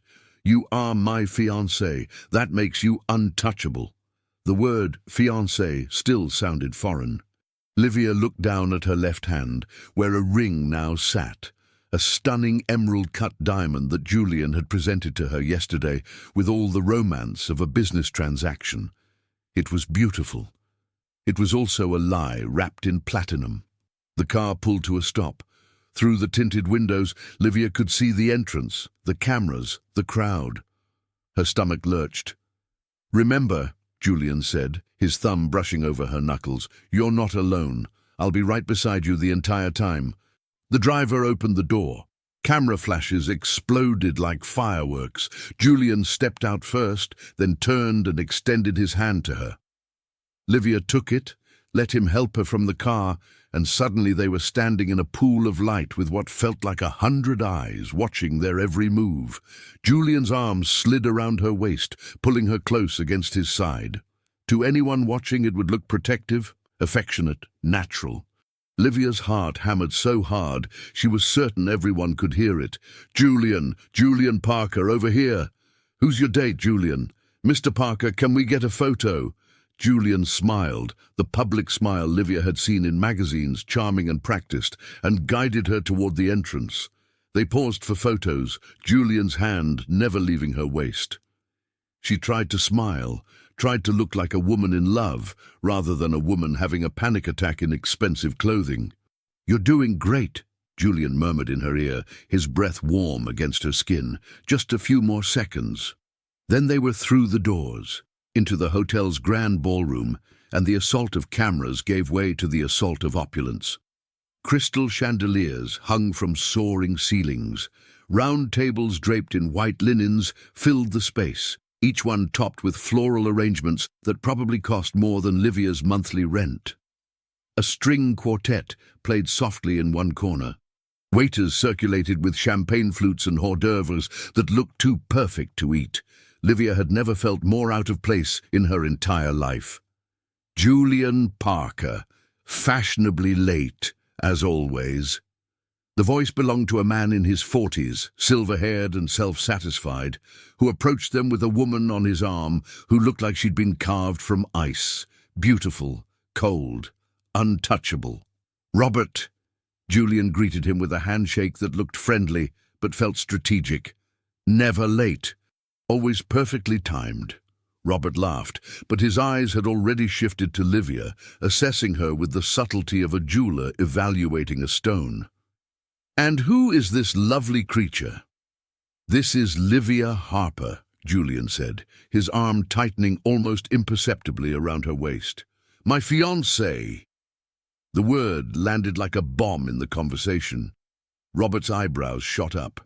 The ice woman's expression cracked just enough to show surprise. "Fiancé?" Robert repeated. Well, well. I didn't realize you were off the market, Julian. Congratulations." "Thank you." Julian's voice was smooth, giving nothing away. "Livia, this is Robert Chen, one of our board members, and his wife, Amanda." Livia extended her hand, forcing her voice to sound steady. "It's lovely to meet you both." Amanda's handshake was limp, perfunctory. "How unexpected. Julian, I didn't know you were seeing anyone." "We kept it quiet," Julian replied easily, the lie rolling off his tongue like truth. "Didn't want to invite complications." "And now?" Robert asked, his smile sharpening. "Now you're ready for complications?" "Now," Julian said, looking down at Livia with an expression that was so convincing she almost believed it herself. "I'm ready for everything." The moment stretched, tension humming beneath the polite smiles and pleasant words. Then Robert clapped Julian on the shoulder and the spell broke. "We should catch up properly soon," Robert said. "I have questions about the merger, and I'm sure Amanda has questions about wedding plans." "I'm sure she does," Julian replied diplomatically. Robert and Amanda moved away, but Livia could feel their eyes on her back, could imagine the conversations that would ripple through the room. "Julian Parker is engaged to someone none of us have ever heard of. Who is she? Where did she come from?" "That was," Livia started. "The easy part," Julian finished. "Now, come on. Time to work the room." The next hour was a blur of introductions and forced smiles. Julian moved through the crowd with the ease of someone who'd been doing this his entire life, his hand always on Livia's back, or holding her hand, keeping her anchored. She met board members and business partners, society wives and charity organizers. Everyone was polite, everyone was curious, and everyone was clearly trying to figure out what Julian Parker was doing with a girl they'd never seen before. Livia played her part. She smiled. She made small talk. She laughed at jokes that weren't funny. She let Julian tell their fabricated story, how they'd met, how he'd pursued her, how she'd finally said yes after weeks of his persistence. It was a good story, romantic, believable, completely fake. They were standing near the bar, Julian fetching her a glass of water, when a voice cut through the ambient noise like a knife. "Julian, darling, what a surprise." Livia turned. The woman approaching them was breathtaking, tall and slender, with platinum blonde hair swept into an elegant updo, wearing a red dress that probably cost more than a car. But it was her eyes that Livia noticed most. They were the kind of blue that looked like broken glass, sharp and dangerous, fixed on Julian with an intensity that made Livia's stomach drop. Julian's expression didn't change, but Livia felt his entire body tense. "Vanessa, I heard rumors," the woman, Vanessa, said, her voice sweet as poisoned honey. "But I didn't believe them. Julian Parker engaged. Impossible. And yet—" Her eyes finally shifted to Livia, and the assessment in them was brutal, stripping her down to nothing. "Here you are, with her." The pause before "her" was deliberate, calculated to wound. "Vanessa Cole," Julian said, his voice tight with something Livia couldn't quite identify. "This is Livia Harper, my fiancée." Vanessa's smile was all teeth. "How quaint! And where did you two meet? Let me guess. She works for you?" "We met at a company event," Livia said, forcing her voice to stay level even as her pulse raced. 3 months ago." 3 months, Vanessa laughed, a sound like breaking crystal. "And already engaged. How very impulsive of you, Julian." "That's not like you at all." "People change," Julian replied coolly. "Do they?" Vanessa stepped closer, and Livia caught the scent of her perfume, expensive, overpowering, meant to claim space. "Or do they just get desperate?" The words hung in the air, their meaning clear. Livia felt her face flush, anger and humiliation warring in her chest. But before she could respond, Julian moved. He stepped between Vanessa and Livia, his body a wall, his expression colder than Livia had ever seen it. "Careful, Vanessa," he said quietly, dangerously. "You're talking about my fiancé?" Something flickered in Vanessa's eyes, hurt maybe, or fury. "Your fiancé," she repeated. "Right. Well, congratulations to you both. I'm sure it'll be a very memorable arrangement." She walked away, her heels clicking against the marble floor like gunshots. Livia released a breath she didn't know she'd been holding. "Who was that?" "My ex-girlfriend," Julian said flatly. "The one I dated for a year before I met you. She hates me. She hates that I moved on." Julian turned to face her, and for the first time that night, his mask slipped just enough for Livia to see the man beneath, tired, frustrated, human. "Vanessa and I ended badly. She thought we had an understanding. I thought we had a business transaction. Turns out we were both wrong." "She called this an arrangement," Livia whispered. "Like she knows. She's fishing. That's what Vanessa does. She throws out accusations and watches to see who flinches." Julian's hand found hers again, squeezing gently. "Don't let her get in your head." But it was too late. Vanessa's words had already burrowed deep, finding the place where Livia's doubts lived and feeding them. Desperate, arrangement, impulsive. "Dance with me," Julian said suddenly. "What?" "Dance with me." He was already pulling her toward the dance floor, where other couples swayed to the quartet's gentle melody. "We need to sell this, Livia. And right now, half the room just watched my ex-girlfriend try to humiliate you. We need to show them it didn't work." Before Livia could protest, Julian's arm was around her waist, his other hand holding hers, and they were moving. She'd never really danced before, not like this, not with a man who knew exactly how to lead, whose body moved with hers like they'd done this 1,000 times. "Relax," Julian murmured, his lips close to her ear. "You're too stiff. Let me lead. I don't know how to do this." "Then trust me." And somehow, impossibly, she did. She let herself lean into his chest, let his hand guide her movements, let the music carry them across the floor. Around them, other couples blurred into the background. The whispers faded. For a moment, just a moment, it was only the two of them, moving together in a way that felt less like performance and more like... No. She couldn't think like that. "You're a natural," Julian said, and when Livia looked up, she found his eyes already on her, something unreadable in their depths. "Liar. I never lie about dancing." His lips quirked into something that might have been a smile. "Everything else, maybe, but never dancing." The song ended. They should have pulled apart, should have moved back into the crowd, back into their roles. But Julian's hand lingered on her waist, his eyes still holding hers, and Livia felt something shift in the air between them, something dangerous, something that had no place in a contractual engagement, but was there anyway, undeniable and terrifying. "Julian," she started, not even sure what she was going to say, but he stepped back, the mask sliding back into place, the CEO returning. "We should mingle more. Let people see us together." Right, the performance, the contract, the arrangement. Livia nodded, swallowing the words she couldn't afford to say, but as they moved back into the crowd, Julian's hand finding the small of her back in a gesture that was becoming familiar, Livia couldn't shake the feeling that something had changed tonight. Something they'd both felt on that dance floor, even if neither of them could acknowledge it. And somewhere across the room, Vanessa Cole watched them with eyes that promised she wasn't done, not even close. The drive to Hudson Valley took 2 hours, but it felt like crossing into another world. The city's steel and glass gave way to rolling hills painted in autumn colors, amber, crimson, gold. Stone walls lined winding roads. Farmhouses sat in valleys like they'd grown there naturally. The sky was wider here, bluer, unobstructed by skyscrapers and ambition.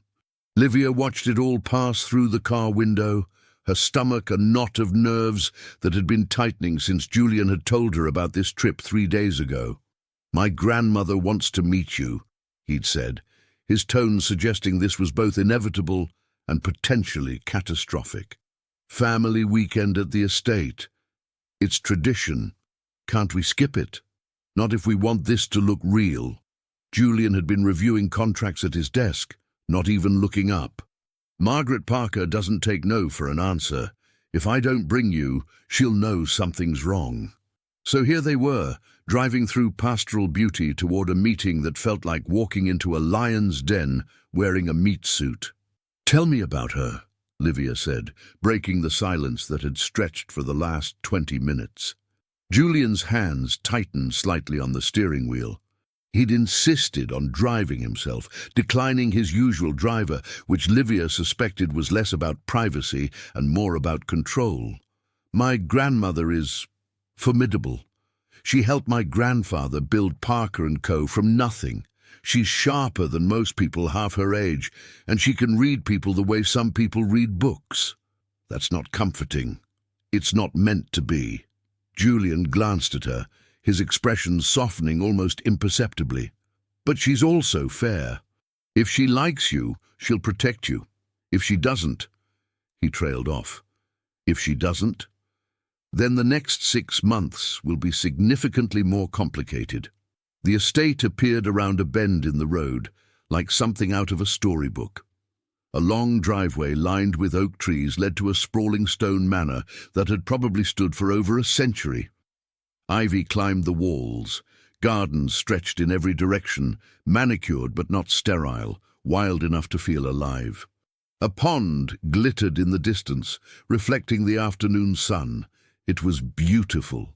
It was also terrifying in its grandeur, a physical manifestation of old money and older expectations. Julian parked in front of the main entrance. Before Livia could reach for her door handle, he placed a hand on her arm. "Remember the story," he said quietly. "We met at a company event. You were helping coordinate a presentation. I noticed you immediately but waited 3 weeks before asking you to coffee. You said no the first 2 times. The 3rd time you said yes. We kept it quiet for 2 months before I told my family." Livia nodded, the fabricated timeline playing in her head like a script she'd memorized but didn't quite believe. "Got it." "And Livia?" Julian waited until she met his eyes. "My grandmother is going to ask you personal questions. Questions about us, about your feelings, about your intentions. Don't try to be perfect. Perfect is suspicious. Just be yourself. The self that's madly in love with you?" Something flickered across his face. "Sure, that self." The front door opened before they reached it.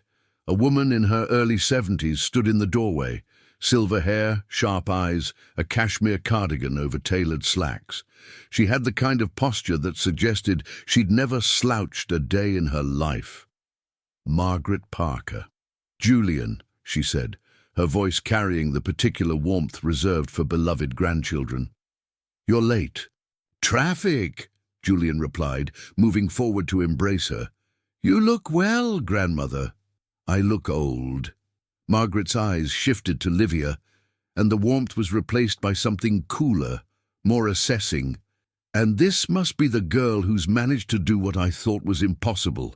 Livia stepped forward, extending her hand. "Mrs. Parker, it's an honor to meet you." Margaret looked at the offered hand for a long moment before taking it. Her grip was firm, her skin papery but strong. "Call me Margaret. Mrs. Parker makes me sound like I should be baking cookies and knitting." She released Livia's hand, but didn't step back, examining her with the intensity of a jeweler inspecting a diamond for flaws. "You're younger than I expected." "I'm 21. The sound was non-committal, neither approval nor disapproval. "Come inside. Your room is ready. Dinner is at 7. Don't be late for that either." The interior of the house matched its exterior, elegant, timeless, filled with antiques that were probably worth more than small countries. Margaret led them up a curved staircase to the second floor, down a hallway lined with family portraits that tracked the Parker lineage back generations. "You'll stay in the blue room," Margaret said to Livia, opening a door to reveal a bedroom that looked like it belonged in a museum. 4-poster bed, oriental rugs, windows overlooking the gardens. "Julian is 2 doors down. I assume you're not yet living together?" "No, ma'am," Livia said quickly. "We thought it would be better to wait until the wedding. How traditional." Margaret's tone suggested she found this either quaint or suspicious. "Dinner at 7. Dress appropriately." She left, her footsteps receding down the hallway like a judge leaving the courtroom. Livia sank onto the edge of the bed, her heart racing. "She hates me." "She doesn't hate you." Julian had followed her into the room, closing the door behind him. "She's testing you. She does this with everyone." "Did she do it with Vanessa?" Julian's expression darkened. "Vanessa passed, if that tells you anything about my grandmother's judgment." "That's not reassuring." "No," Julian agreed, "it's not." He moved to the window, looking out over the estate with an expression that Livia couldn't quite read. In the soft afternoon light he looked different, less like the CEO who commanded boardrooms and more like a man who'd grown up here, who knew every tree and stone, who carried the weight of this place whether he wanted to or not. "You grew up here?" Livia asked. "Summers and holidays. My parents lived in the city, but my grandfather insisted we spend time here. Said it was important to remember where we came from, what we were responsible for preserving." Julian's voice was distant.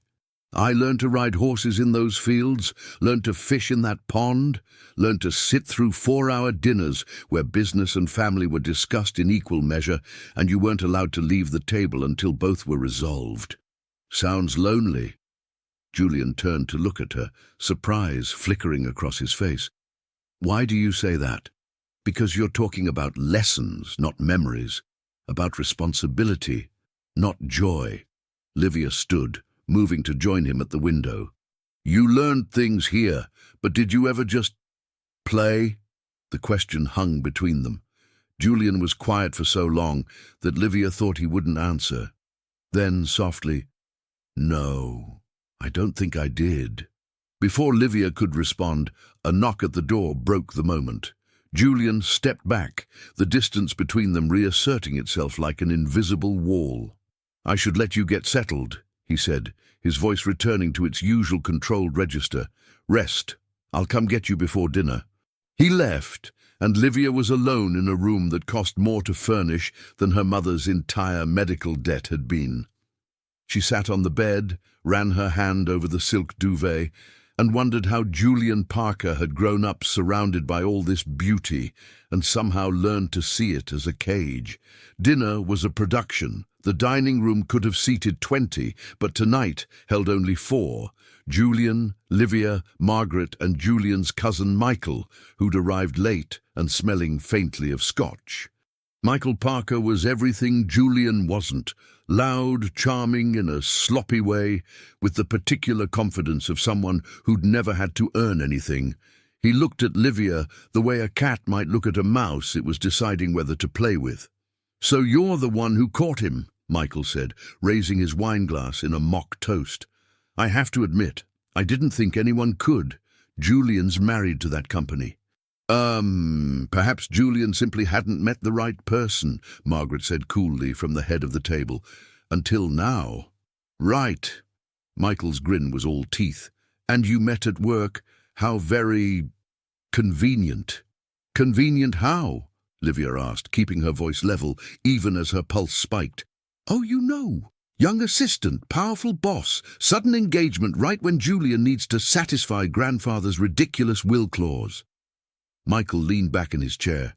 "If I were a suspicious man, I might think this was all a little too perfectly timed." "Michael," Julian's voice was ice, "that's enough." "I'm just saying what everyone's thinking, cousin. No offense to your lovely fiancé, of course." Michael smiled at Livia. "I'm sure your feelings are completely genuine." Margaret's fork clinked against her plate, a sound that somehow carried more authority than a gavel. "Michael, if you can't conduct yourself appropriately, you're welcome to finish your meal in the kitchen with the staff." Michael mumbled an apology, but the damage was done. The rest of dinner passed in stilted conversation, with Margaret asking Livia careful questions about her background, her family, her plans for the future. Each question felt like a test Livia wasn't sure she was passing. After dinner, Julian excused them, claiming Livia was tired from the drive. They walked out onto the terrace, where the evening air was cool and smelled of pine and earth. "I'm sorry about Michael," Julian said, his hands in his pockets, his shoulders tight with tension. "He's always been horrible?"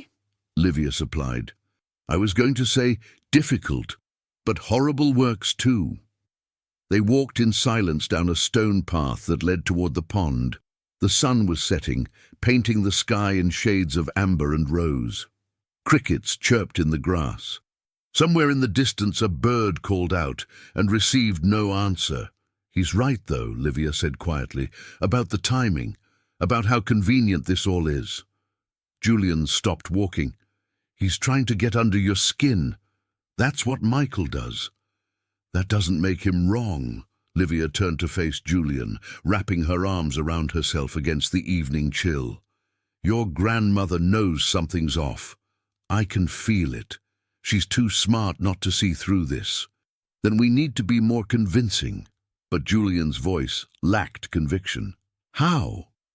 Livia's frustration bubbled up, exhaustion and stress combining into something sharp. "How do we convince someone who spent 70 years reading people that we're in love when we barely know each other? When we can't even have a real conversation without what? Without remembering that none of this is real." The words echoed across the still water.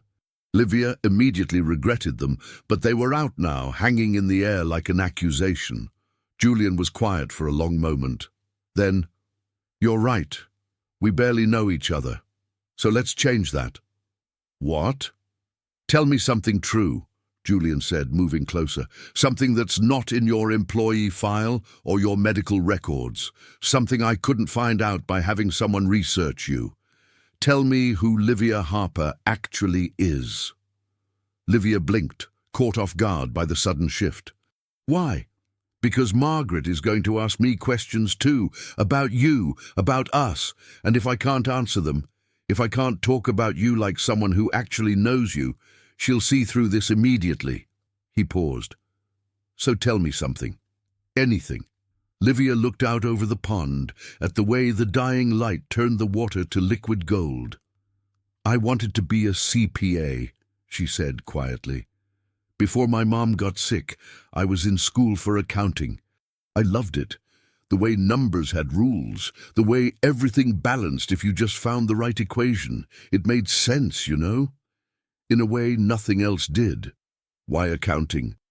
Because my dad left when I was 6, and my mom would sit at the kitchen table with bills spread everywhere, crying because she couldn't make the numbers work.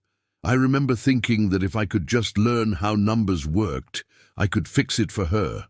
I could make everything balance. Livia's voice cracked slightly. Stupid, right? No. Julian's voice was soft, almost gentle. Not stupid at all. What about you? Livia turned to look at him. Tell me something true about Julian Parker that's not in a Forbes profile. Julian was quiet for so long she thought he wouldn't answer. Then, I hate this place. Livia's eyes widened. The estate. Everything it represents. The legacy, the expectations, the idea that I'm supposed to want this, want to preserve it, protect it, pass it on. He gestured toward the manor house, its windows glowing warm in the dusk. My grandfather built an empire. My grandmother maintained it, and I'm supposed to feel honored to continue the tradition. But sometimes I look at all of it, and I just feel trapped. Then why do you do it? Because it's what I was born for. Because walking away would mean admitting that I'm not strong enough to carry what they built. Because, he trailed off, then finished quietly, because I don't know who I am without it. The vulnerability in his voice made Livia's chest ache. This wasn't the CEO, the strategist, the man who'd offered her a contract like it was a business proposal. This was just Julian, scared, uncertain, human. I think, Livia said carefully, that who you are without it might be someone worth knowing. Julian looked at her then, really looked at her, and something passed between them in the fading light, something that felt like understanding, like recognition, like two people who'd both been pretending for so long they'd forgotten what it felt like to be real. He stepped closer, close enough that Livia could see the shadows under his eyes, the tension in his jaw, the way he was looking at her, like he was trying to solve a puzzle he hadn't realized existed. Livia, he started, his voice rough. Julian, Livia. Margaret's voice carried across the grounds, shattering the moment like glass. Come inside, it's getting cold. They stepped apart, the distance reasserting itself.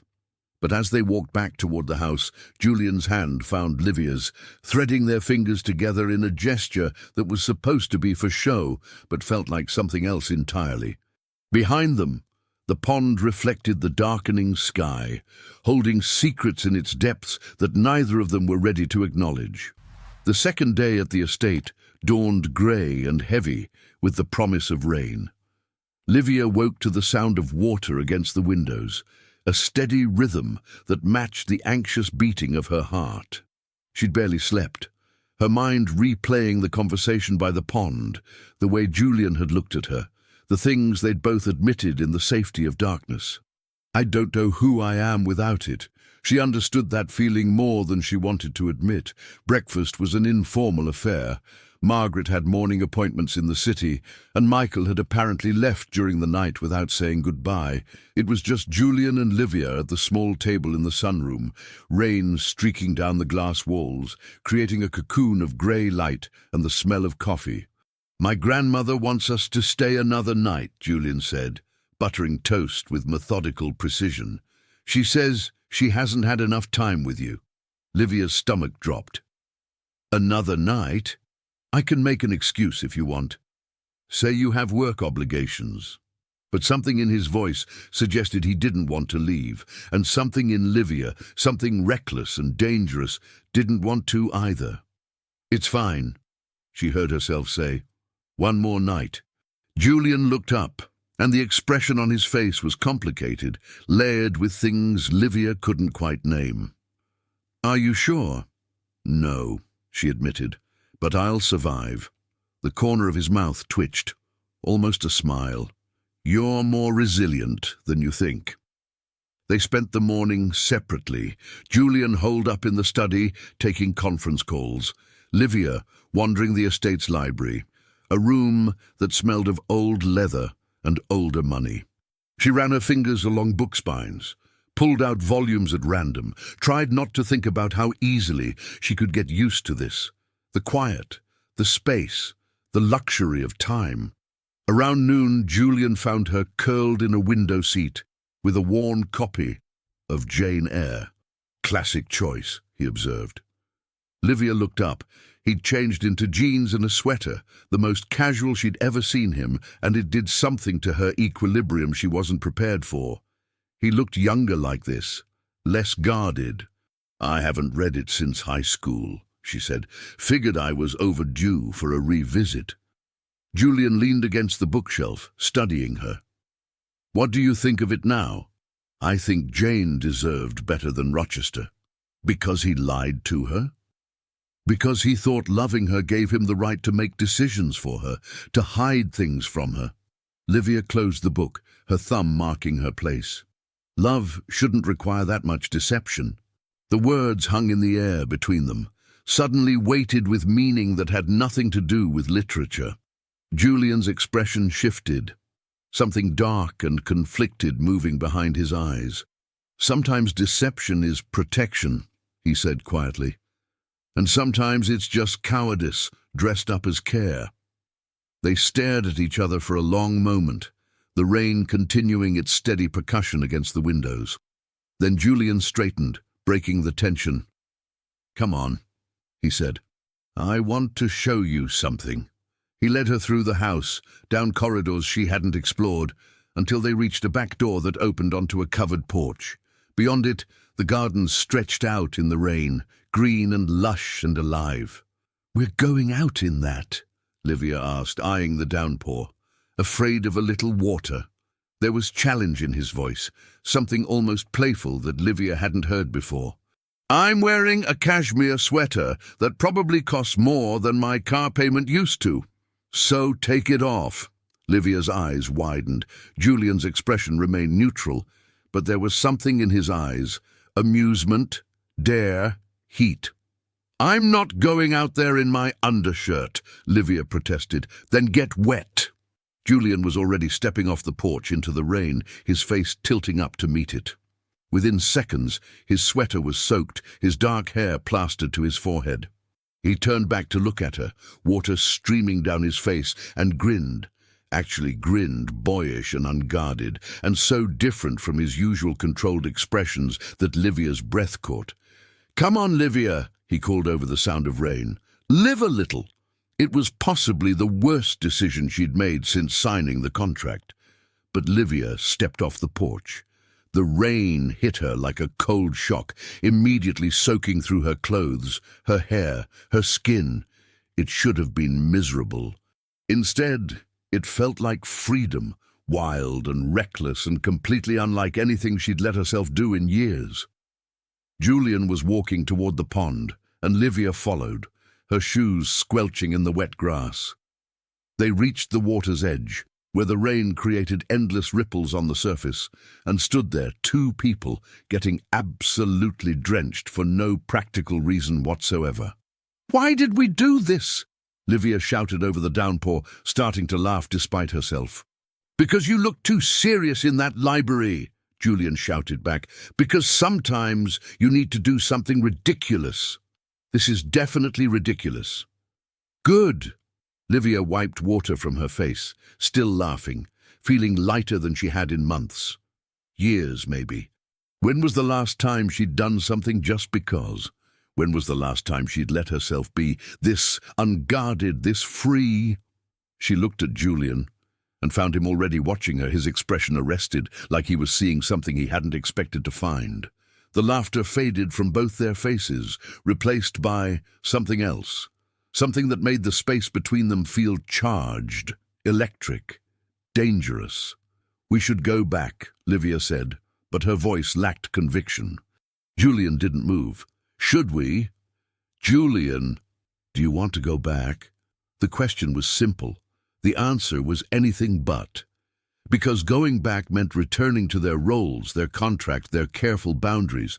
Going back meant pretending that something hadn't shifted between them, that they were still just two people playing parts. "No," Livia whispered. "I don't." Julian closed the distance between them in 2 steps. His hand came up to cup her face, water dripping from his fingers, his thumb brushing across her cheekbone. His eyes searched hers, asking permission, offering an escape route, giving her one last chance to retreat to safety. Livia didn't retreat. Julian kissed her. It wasn't careful or calculated. It was desperate and hungry and completely uncontrolled. His mouth moved against hers like he'd been starving for this, like every moment of restraint had been building to this breaking point.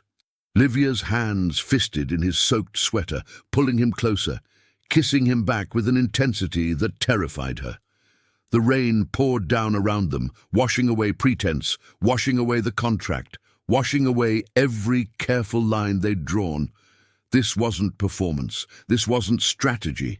This was Julian's hand sliding into her wet hair, his body pressing against hers, his breath ragged against her lips. This was Livia standing on her toes, chasing more, needing more, forgetting every reason this was a catastrophically bad idea. When they finally broke apart, both breathing hard, Julian rested his forehead against hers. His eyes were closed, his jaw tight, his hands still cradling her face like she was something precious and breakable. "That wasn't supposed to happen," he said, his voice rough. "No." Livia's heart was hammering so hard she could barely hear herself speak. "It wasn't. The contract, I know. We agreed. I know." Julian pulled back just enough to look at her, and the conflict in his eyes was so raw it hurt to witness. "We can't do this, Livia. This complicates everything. This ruins—" "I know," Livia said again, but she didn't let go of his sweater, couldn't make herself step away. "I know all of that. But Julian?" She waited until he met her eyes. "That was my first kiss. My first real kiss." She watched the realization hit him like a physical blow. His expression cracked, something like pain and wonder and guilt crossing his features all at once. "Your first? Yes, I know we've stood close for cameras, held hands for relatives, created the illusion of intimacy. But we never actually, until now. Livia, He looked shattered. "I didn't realize this would be— That should have been special. It should have been with someone who— It was special." Livia's voice was steady, even as her hands trembled. "It was with someone I wanted. Someone who makes me feel seen. Someone who—" She trailed off, unable to finish the sentence, because finishing it would mean admitting something she absolutely could not afford to admit.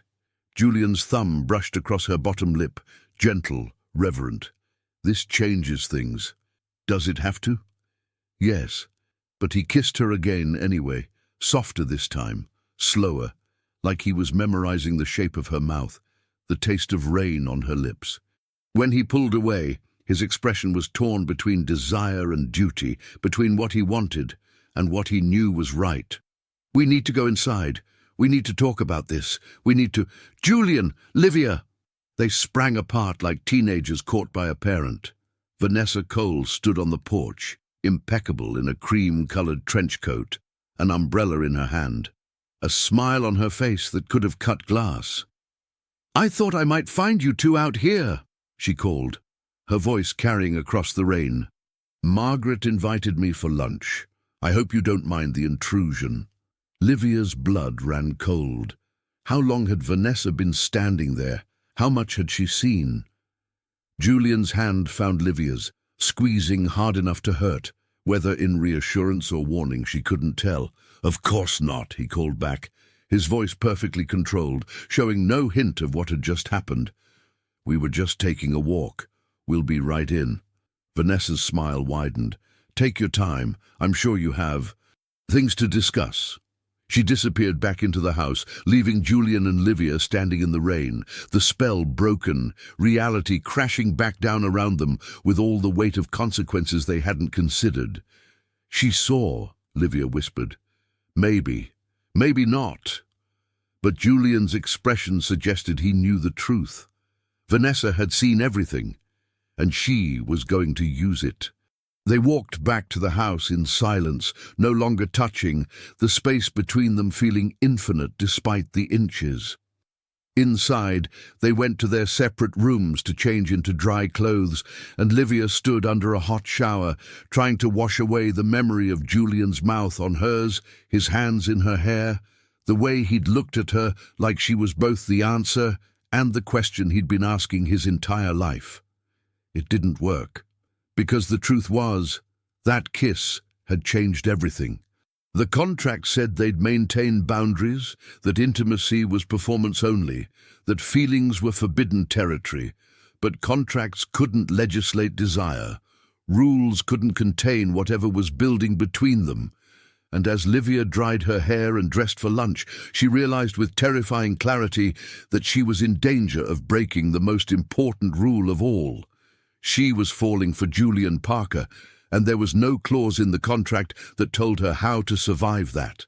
Lunch was an exercise in psychological warfare, though only Livia and Julian seemed to realize they were under attack.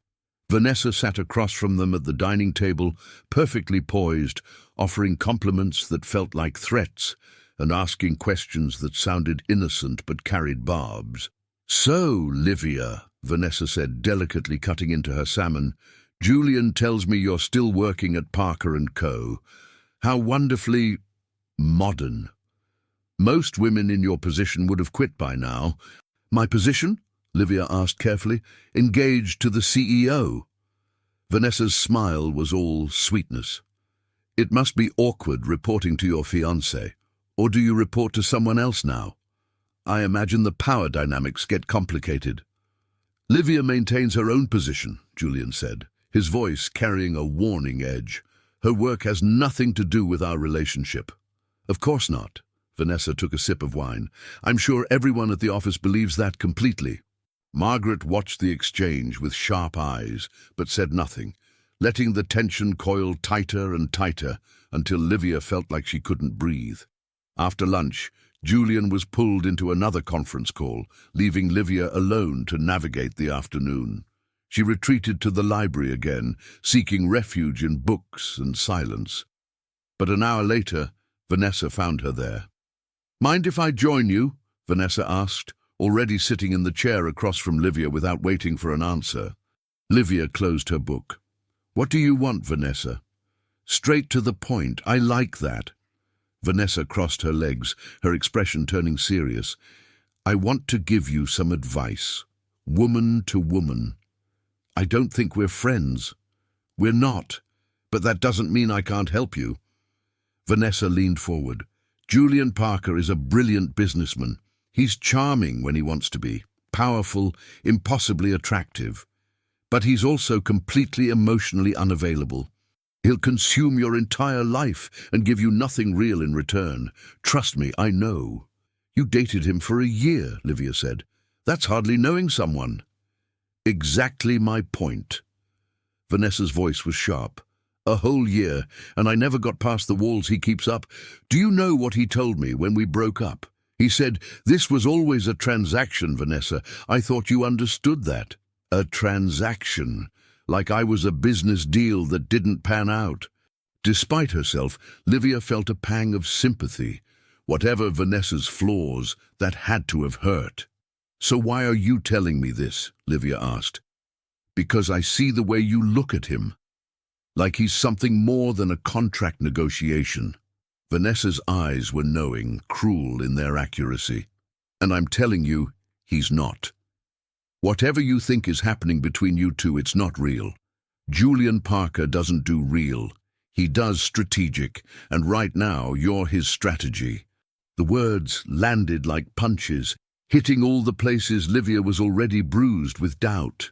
Because Vanessa was right, wasn't she? This was a contract, a transaction, 6 months in exchange for money. The kiss by the pond didn't change that. It just made everything messier. "Thank you for your concern," Livia said, keeping her voice level.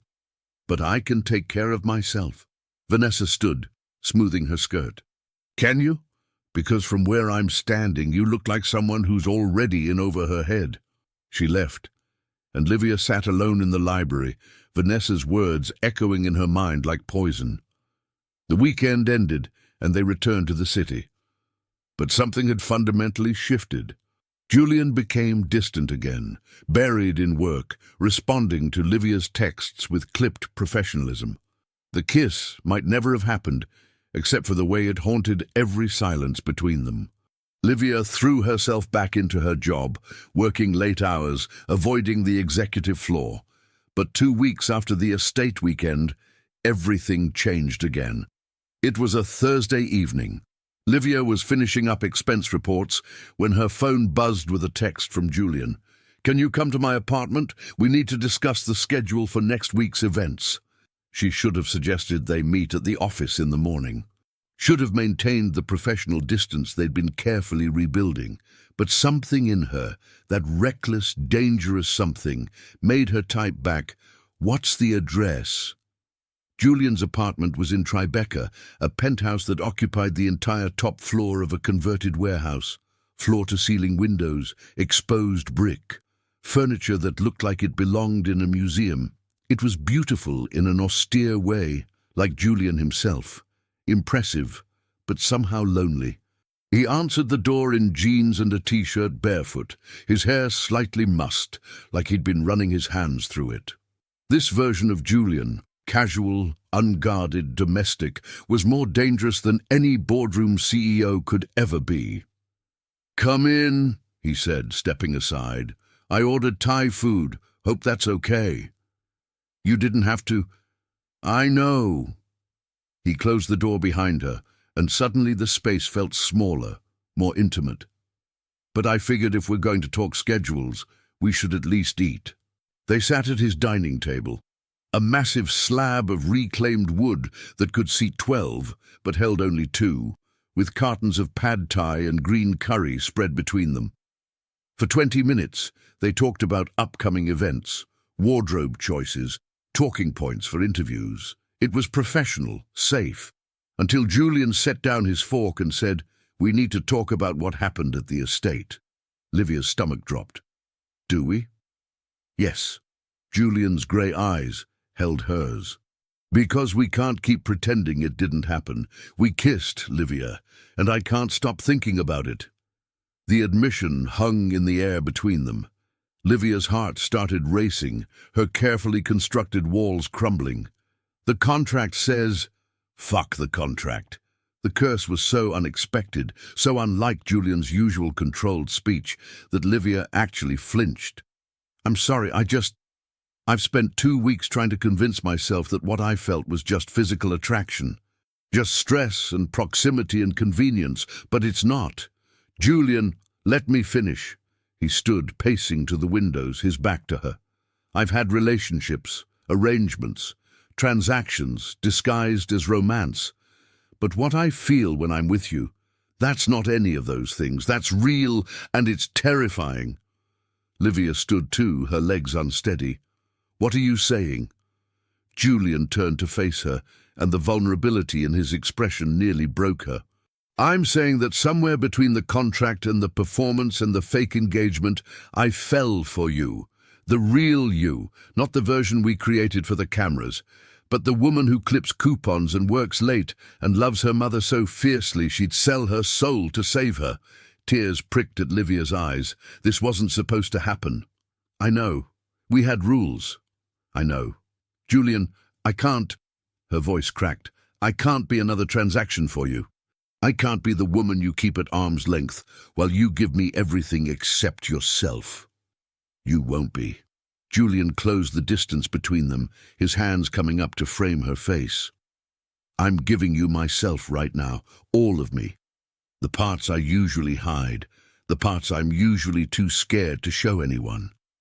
"Why?" Livia whispered. "Why me?" "Because you're the first person who ever looked at me and saw a man instead of a means to an end. Because you made me want things I didn't know I was allowed to want. Because—" He stopped, his thumb brushing across her cheekbone. "Because I'm in love with you, Livia Harper. And I think I have been since the day you sent me that audio message about your dream." Livia's breath caught. This was everything she'd wanted to hear, and everything she'd been terrified of. Because loving Julian Parker meant risking everything. Her heart, her peace, her carefully protected self. But looking at him now, seeing the fear and hope warring in his eyes, she realized something. She'd already made that choice. She'd made it the moment she'd kissed him in the rain. "I love you too," she whispered. "God help me, but I do." Julian's expression blazed with relief and something deeper, something that looked like joy. He kissed her, and this time there was no rain, no audience, no performance. Just two people finally admitting what they'd been fighting for weeks. The kiss deepened, grew urgent. Julian's hands slid into her hair, tilting her head back as his mouth moved down her neck. Livia gasped, her fingers clutching at his shoulders, her body responding to his touch with an intensity that shocked her. "We should stop," Julian murmured against her skin, even as his hands pulled her closer. "We should talk about this, figure out—" "No more talking," Livia interrupted, surprising herself with her boldness. "No more thinking, just this. Please." Julian pulled back just enough to look at her, his eyes dark with desire, but also with concern. "Livia, you've never— I don't want you to regret— I won't." She was certain of it with a clarity that cut through every doubt. "I want this. I want you. Not because of the contract, not because of what you can give me, because you're the first person who's ever made me feel like this." Something shifted in Julian's expression, restraint giving way to need. "Are you sure?" "I'm sure." He kissed her again, deeper this time, and when he scooped her into his arms and carried her toward his bedroom, Livia didn't protest.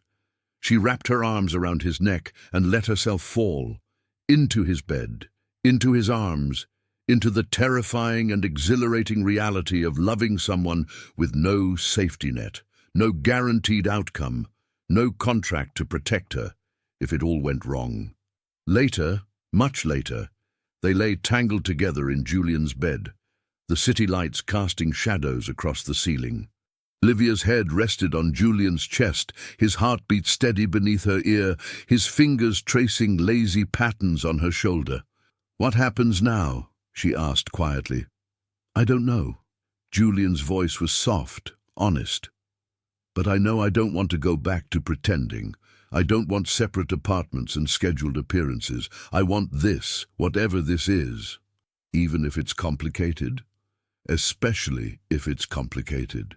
He pressed a kiss to the top of her head. "Simple has never worked for me anyway." Livia smiled against his chest, feeling something that might have been happiness, or might have been hope, or might have been the terrifying realization that she'd just crossed a line she could never uncross. But in that moment, wrapped in Julian's arms, she didn't regret it, not even a little. 2 weeks later, Sophie cornered her at their favorite coffee shop. "Okay, what's going on?" Sophie demanded, sliding into the booth across from Livia. "You've been weird for weeks, and don't say nothing. I've known you since we were 15. I know when you're hiding something." Livia wanted to tell her everything.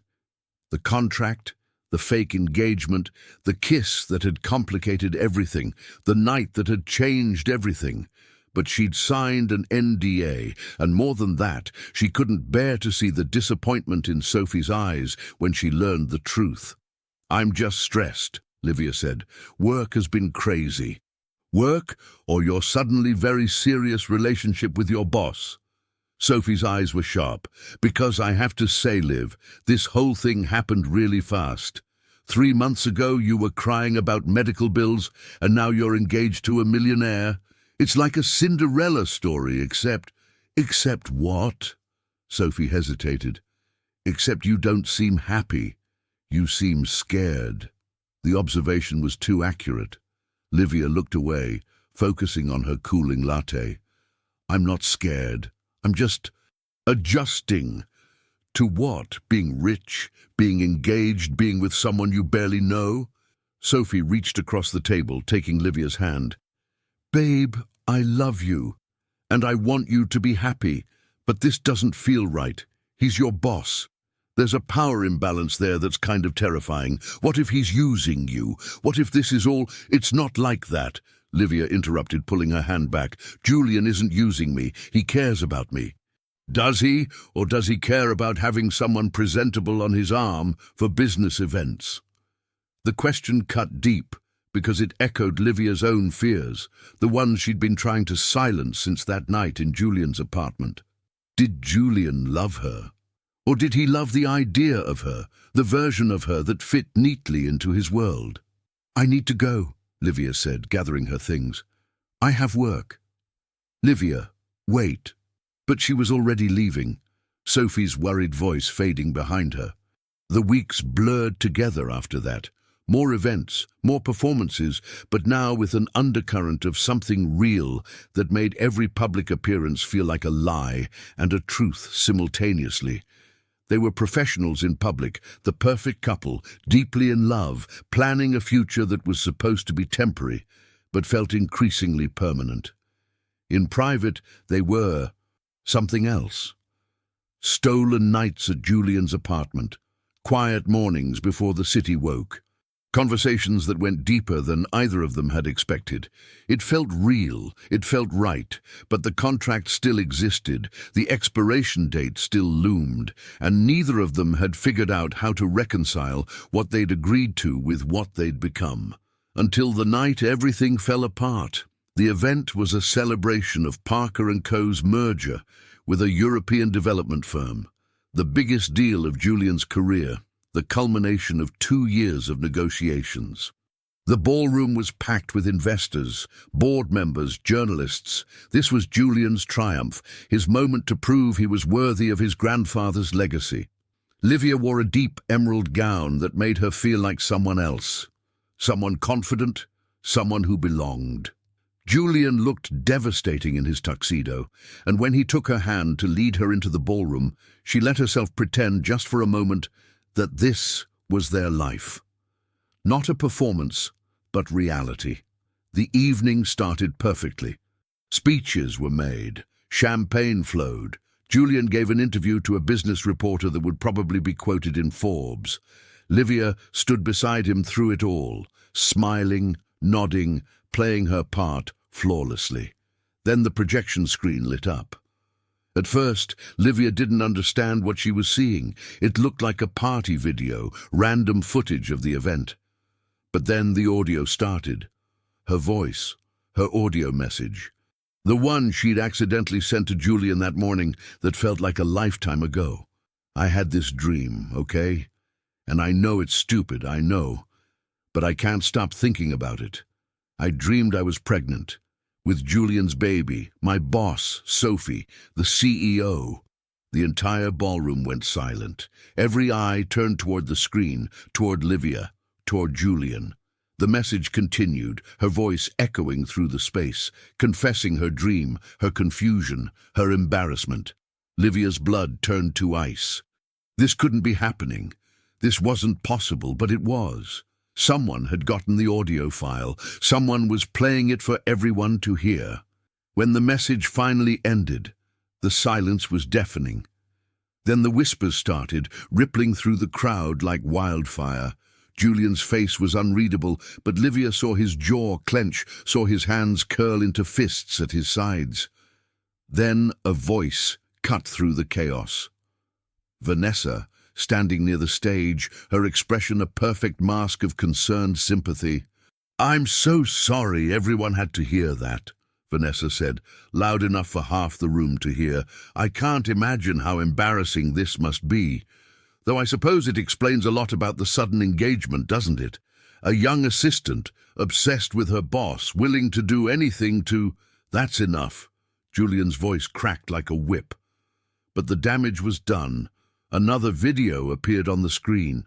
Hospital bills with Diane Harper's name, collection notices, outstanding balances. Amounts that made people gasp. Then a third image, a contract, not the full thing but enough, clauses about financial compensation, 6-month duration, public obligations. The words were out of context, twisted, but damning nonetheless. "Poor thing," someone murmured. "She must have been desperate. Did she trap him? Is that what this is? How convenient that they got engaged right when her debts got paid off.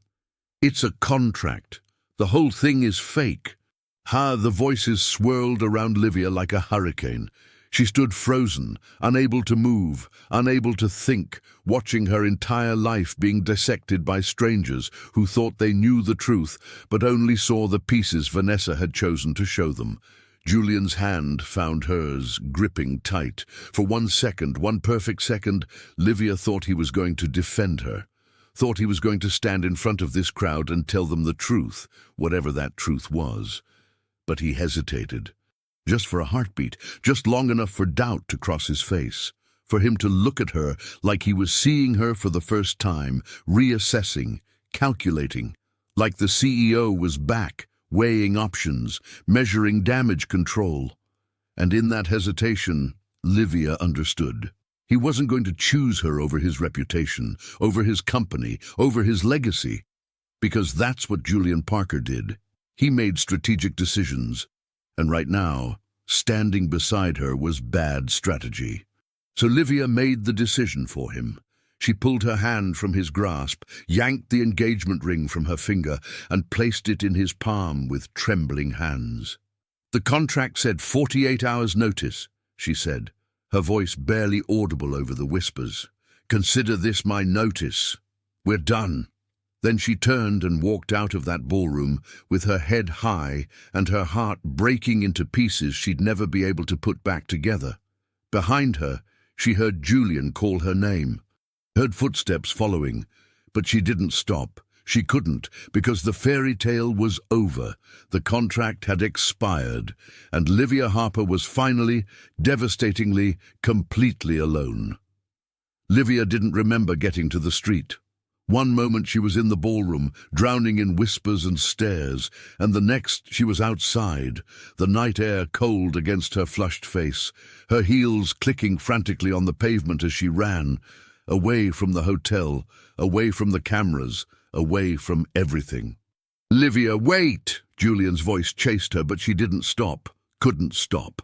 If she stopped, she'd shatter completely, and she needed to hold herself together just a little longer, just until she was somewhere safe, somewhere alone. He caught her anyway, his hand closing around her wrist, spinning her to face him.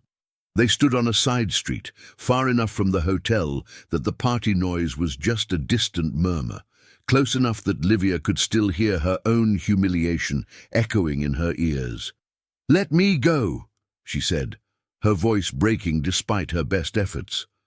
"Not until you listen to me." "Listen to what?" Livia jerked her arm free, anger flooding in to fill the spaces where heartbreak lived.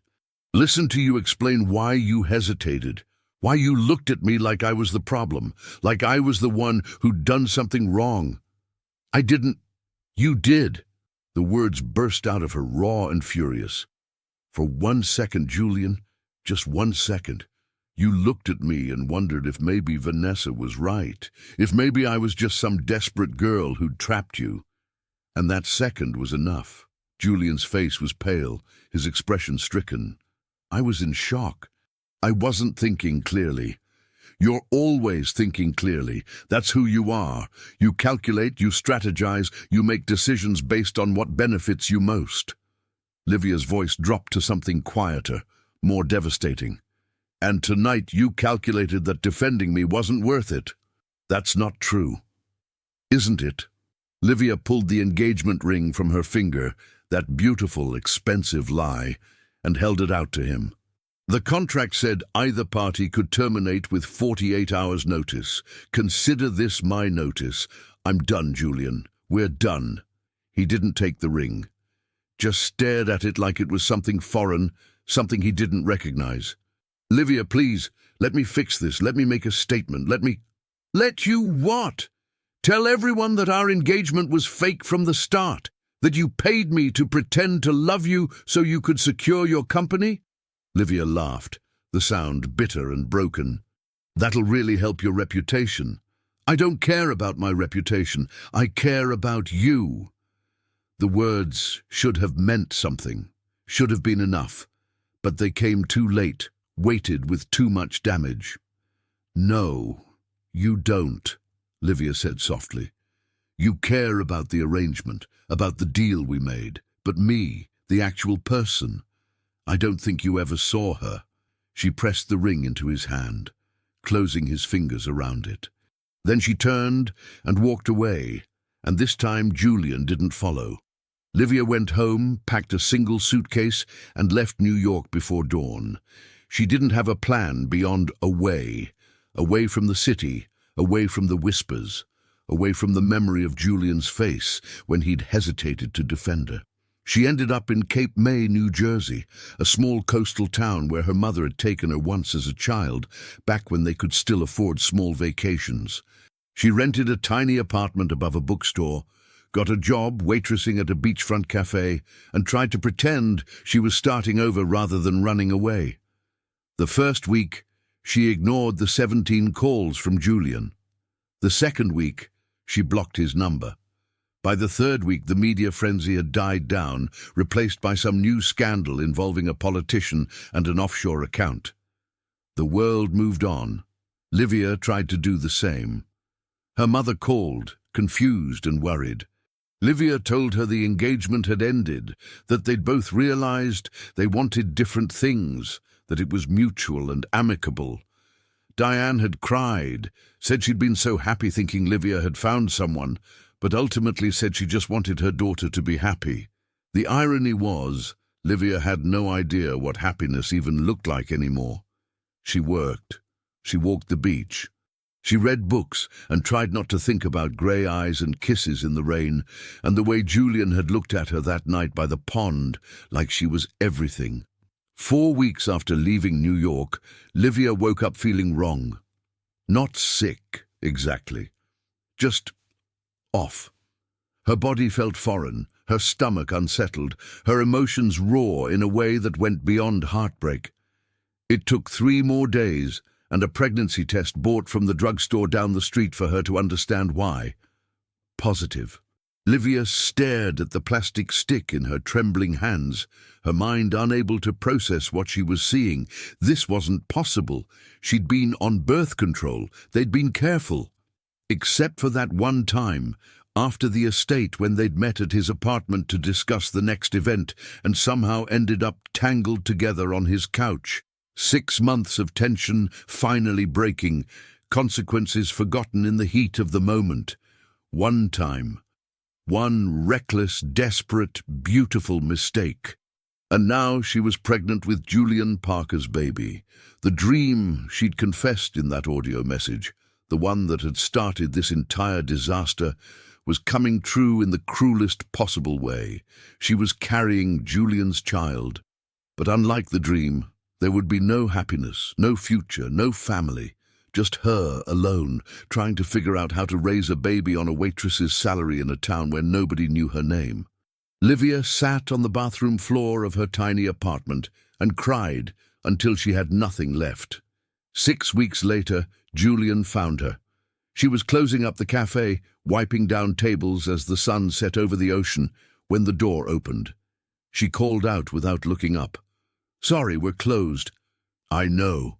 Livia's head snapped up. Julian stood in the doorway, looking nothing like the polished CEO she remembered. His hair was disheveled, his shirt wrinkled, shadows under his eyes that suggested he'd been sleeping as poorly as she had. He looked wrecked. He looked real. "How did you find me?" Livia asked, her voice barely steady. "Your mother mentioned Cape May once, in passing. It took me 3 weeks to track down which apartment you were in." Julian stepped inside, closing the door behind him. "I would have come sooner, but you blocked my number, all of them, and my emails. And apparently gave your mother strict instructions not to tell me where you were. I did. Why? Because I didn't want to see you. And now?" Julian moved closer, and Livia instinctively wrapped her arms around her middle, a protective gesture she'd developed without realizing it. But Julian noticed. His eyes dropped to where her hand rested on her still flat stomach, and something shifted in his expression. "Livia," he said, slowly, carefully. "Are you—" She could have denied it. Should have, probably. But she was so tired of lying, tired of pretending, tired of being anything other than exactly what she was. "Yes," she whispered. I'm pregnant. Julian's face went through a dozen emotions in as many seconds. Shock, disbelief, something that looked terrifyingly like hope. How long? 10 weeks, give or take. 10 weeks. He did the math, his eyes widening. That night, after the estate, when we... Yes. Julian ran his hand through his hair, pacing the small space between tables. Why didn't you tell me? Why didn't you call? Because the contract was over. Livia's voice rose, all the emotion she'd been suppressing flooding out at once. Because you hesitated, Julian. When it mattered most, when I needed you to stand beside me, you hesitated, and I realized that no amount of money, no arrangement, no fake engagement was worth feeling like I had to earn your support. I made a mistake, Julian said, his voice raw. 1 second of doubt, 1 moment of weakness, and I've regretted it every single day since. I tried to fix it, Livia. I held a press conference the next morning. I told everyone the truth, that you'd sent that message by accident, that our relationship was real, that Vanessa had manipulated the situation out of jealousy and spite. Livia blinked. You did. Of course I did. I filed a lawsuit against Vanessa for harassment and defamation. I made sure everyone at that company knew that if they so much as looked at you wrong, they'd answer to me. I did everything I could think of to make it right. Julian's voice cracked. But none of it mattered because you were gone. And I deserved that. I deserved to lose you. But our child doesn't deserve to grow up thinking their father didn't want them. The words hit Livia like a physical blow.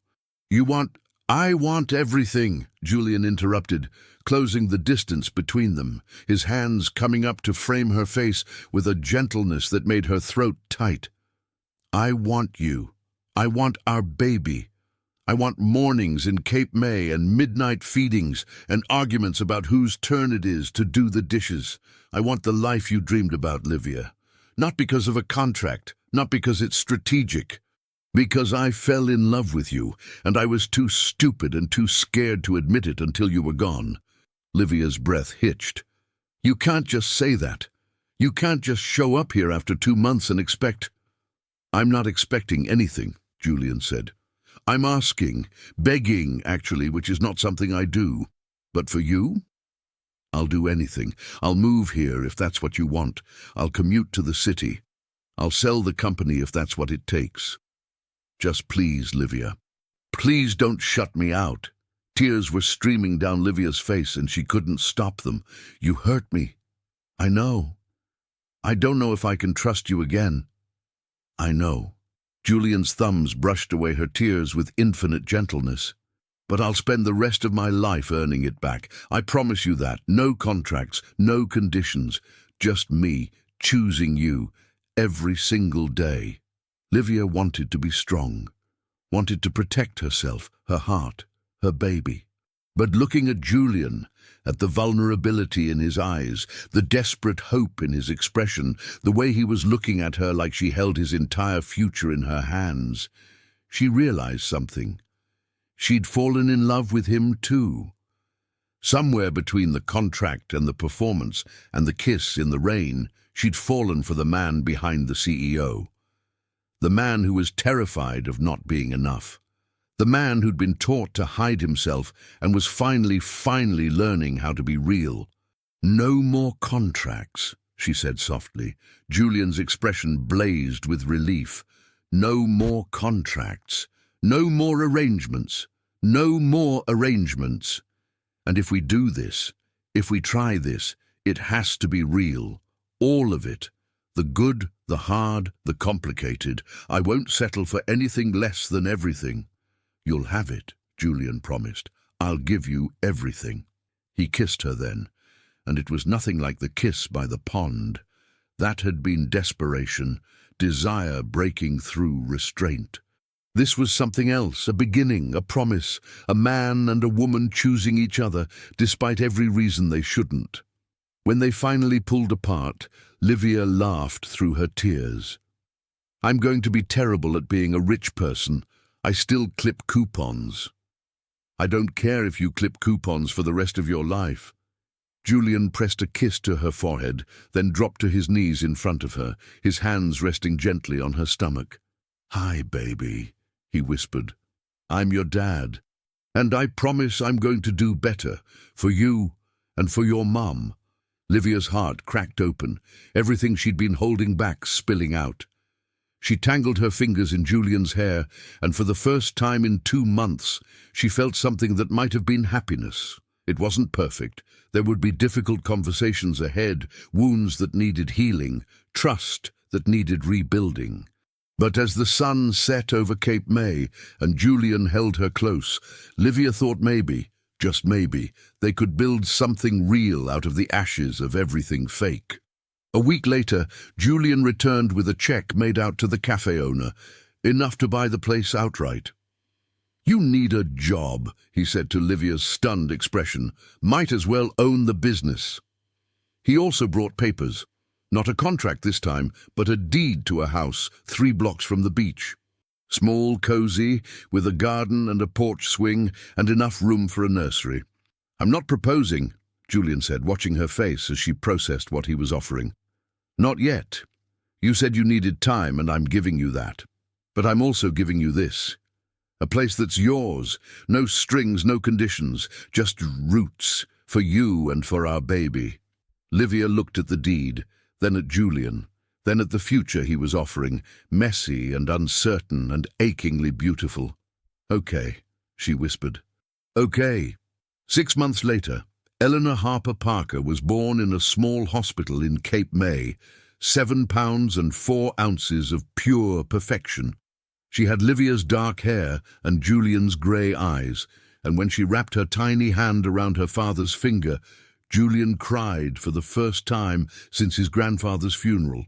A year after that, Julian proposed properly. No contracts, no arrangements, just a simple ring and a question on the beach, where they'd rebuilt their lives.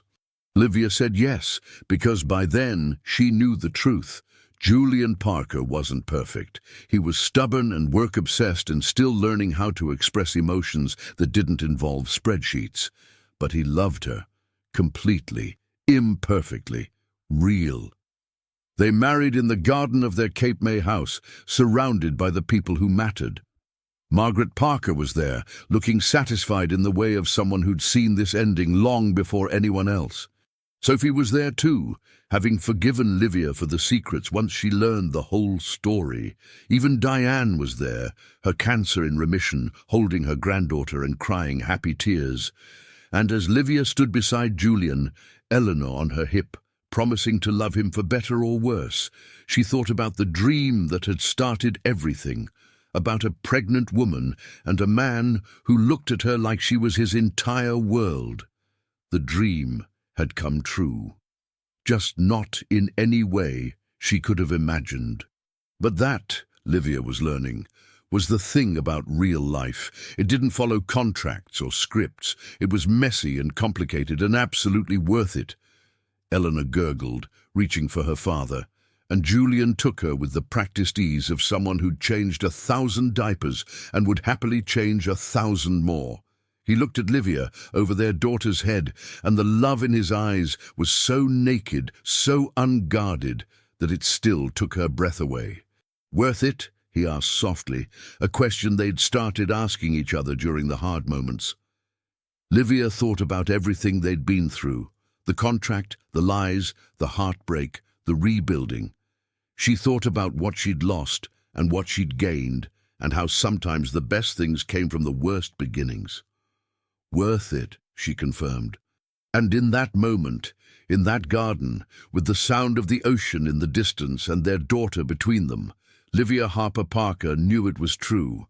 Every struggle, every tear, every moment of doubt, all of it had been worth it, because sometimes the most real things begin with pretending, and sometimes the greatest love stories start with a contract. But they only survive when 2 people decide that what they've built is worth more than any agreement ever could be. And Julian and Livia, they'd built something extraordinary. Sometimes the life we dream about comes to us in the strangest ways. Livia had imagined love as something simple, pure, uncomplicated. Instead, she found it wrapped in contracts and conditions, hidden behind walls built by fear and expectation. But perhaps that's the truth about real love. It doesn't arrive perfectly packaged. It arrives broken, messy, requiring two people willing to do the hard work of becoming whole together. Julian had spent his entire life believing that everything could be controlled, calculated, contained, until a woman with kind eyes and a desperate dream taught him that the best things in life are the ones you can't plan for, the ones that terrify you, the ones that ask you to choose vulnerability over safety, heart over strategy. And Livia? She learned that sometimes saving yourself means accepting help. That dignity isn't about doing everything alone. It's about knowing your worth and demanding that others see it too. Their daughter would grow up hearing the story of how her parents met. A sanitized version, of course. The fairy tale without the contract, the performance without the price tag. But maybe one day, when Eleanor was old enough to understand, they'd tell her the truth. That love doesn't always look like the movies. Sometimes it looks like a mistake that becomes a miracle. Sometimes it starts with the worst possible beginning and becomes the most beautiful ending. Because in the end, isn't that what we're all searching for? Someone who sees us, really sees us, and chooses to stay anyway. Someone who makes the dream worth dreaming. If this story touched your heart, leave your like and tell me, do you prefer longer, detailed stories like this one or shorter, more direct tales? I'd love to know what resonates with you. And please, share in the comments where you're listening from. Your support is what allows us to keep bringing stories like this to life. Subscribe to the channel so you never miss the next journey. Until then, remember, sometimes the best love stories are the ones we never saw coming.